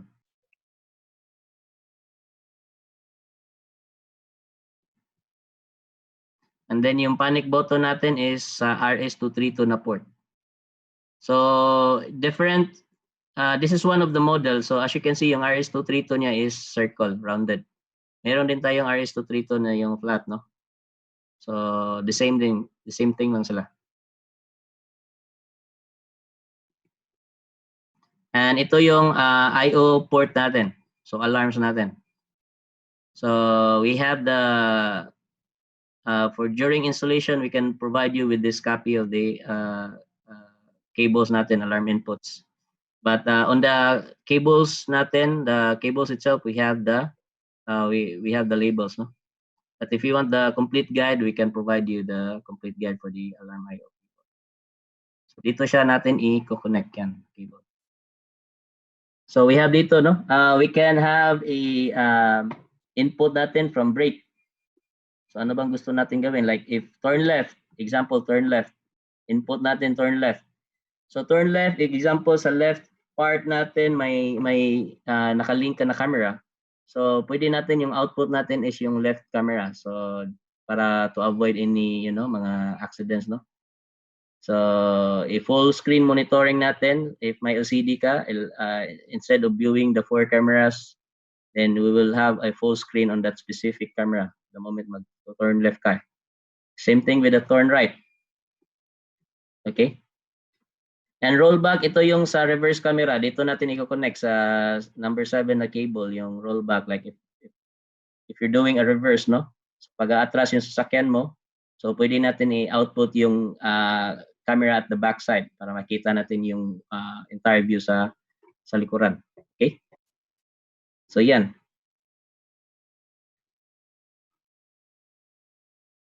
And last would be, this example is showing you a 16 alarm I/O. But yung standard natin is nasa 5 or 7 cables lang. So yung last cable, that's where we connect the panic button. So as for this example, yung cables natin, we have 16 cables. So sa last cables natin, doon natin i-connect yung panic button. If it's a 7 I/O cable natin, then we'll connect the panic button sa number 7 cable. The last cable. And ito yung antenna natin for GPS, 3G, 4G, Wi-Fi antenna. So let's say for example, gusto niyo gumamit ng ibang antenna. Okay? So gusto niyo gumamit or mag-outsource ng ibang antenna, GPS or sa 3G or sa Wi-Fi. Actually, tinanong ko yung headquarters namin. So actually, it's possible, but the thing is that there's one problem kasi yung ginamit na GPS is iba. So may problem with the transmission. So better stick tayo with the, all-in-one tayo, like Hikvision lahat. So it's possible, but again, we cannot guarantee for the overall performance, no?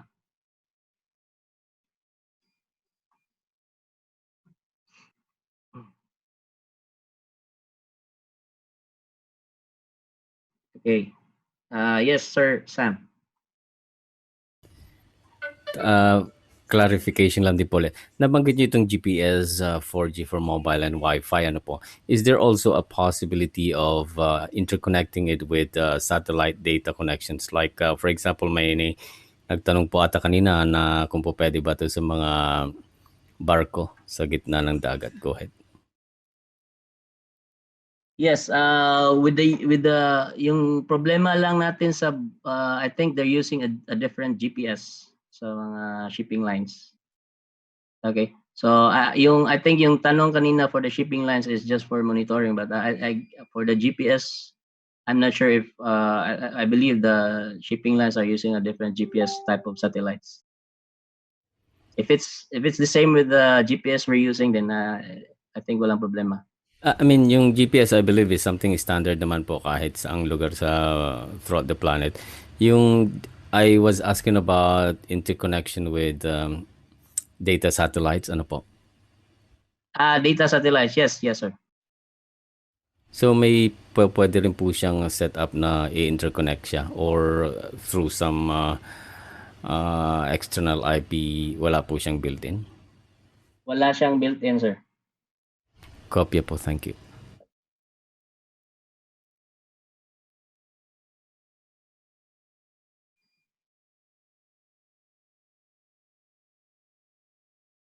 Sir Emilito.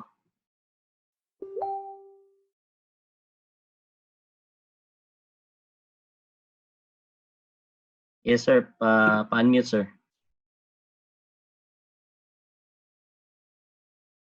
Hello? Sir Emilito, sir, I think naka-mute ka pa, sir. Yes, sir. Yes, sir. Yes, Yes, okay. sir. Hello. Tanong ko lang yung tungkol doon sa portable PTC na nabanggit nyo kanina. Yes, sir. Once na-install na sa police mobile car, and for example, moving yung mobile car, how is the panning activity of the camera? Is it automatically rotating or you have to control it? The control, sir, will have to use a mobile app, sir, yung IBMS 4500 natin for that specific PTC. Okay. So, it's not with it, hindi sa loob ng mobile car kino-control? Hindi, sir. So, you can have the mobile app, the phone with you, sa kahit nasa loob ka ng sasakyan, kasi i-add mo yung PTC doon sa mobile app. Okay. Sige. So, Yun yeah. lang po. Yun lang po. Thank you. Okay. Okay, thank you. So, yan. Okay, so that's it. So, I'll jump ahead sa...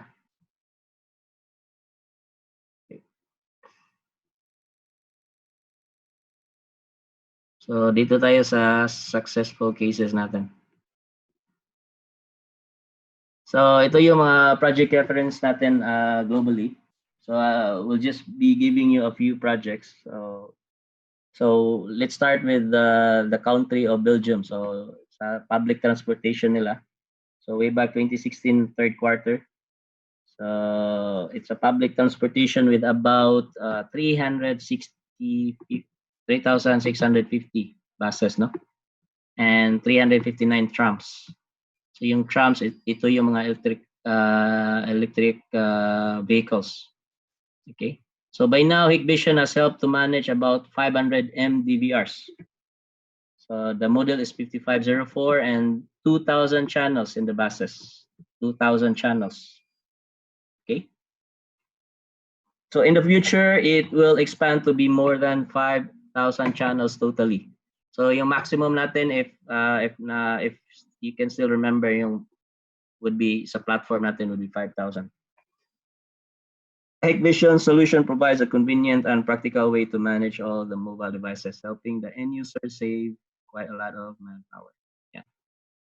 So second natin project would be sa Serbia. again, it's the same. A public transportation bus. Okay. With this one, let's say there are 400 buses dito. This project involves 1,600 channels. Okay, 400 buses for Serbia. So 400 buses for Serbia are equipped with Hikvision CCTV cameras and DVRs. In this surveillance system, users can review and real-time video locate the buses on GIS map and track them in real-time via IVMS platform. The success of this project sets the example for the future mobile surveillance projects in Europe. Okay, so a total of 400 buses. And then we have also from the country of Colombia. So way back 2018, Cali is in southwestern Colombia. So we cooperated with local MIO bus company through SI. So in the first and second stage of this project, 160 buses were equipped with mobile surveillance device and IVMS 5200 platform natin. And their further requirements is normal video and event video backup in our CVR.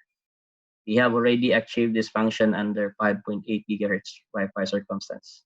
So yan, yung video backup na through Wi-Fi natin. So again, yung recommended natin Wi-Fi backup is through sa mga access point, and then we have the data, no? I give you the data like this is the bandwidth consumption, and then at least 30 meters. Okay. I mean, maximum natin is 30 meters. So the closer the Wi-Fi, the access point, then mas better yung transmission. Okay. So this is the Colombia project. Okay, so I think that's the last part. So you have any questions? Any questions?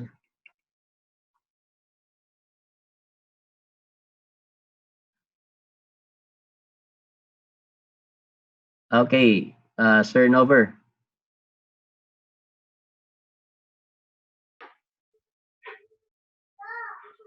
Hello, sir. Sir Nover, sir. Sir, narinig po ako. Yeah, pakilakasan lang, sir. Sige, sir. Sir, hindi po ako magtatanong.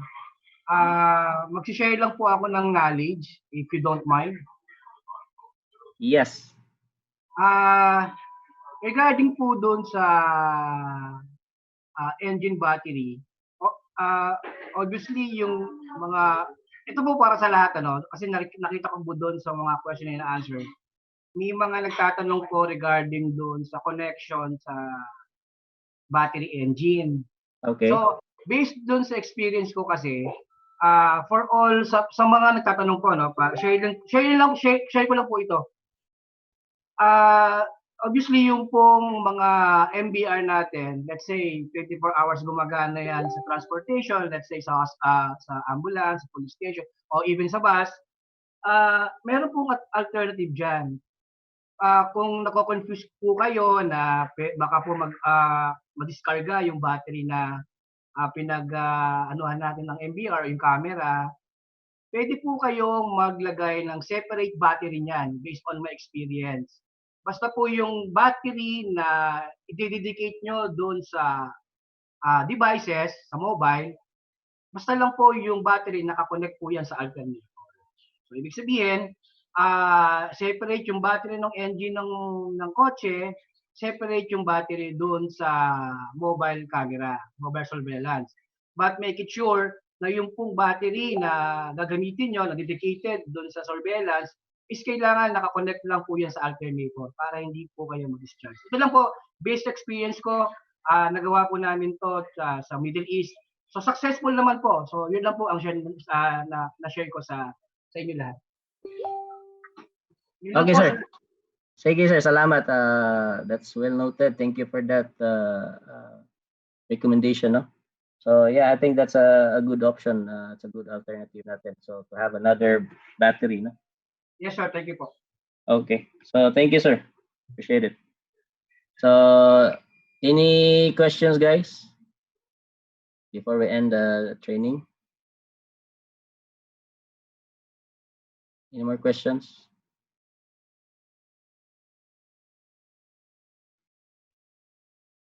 Okay, so if wala nang questions, thank you so much guys for joining me.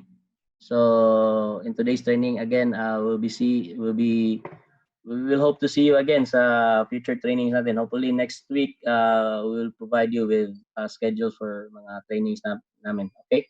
So again, thank you so much and have a good weekend. Enjoy. Okay, thank you.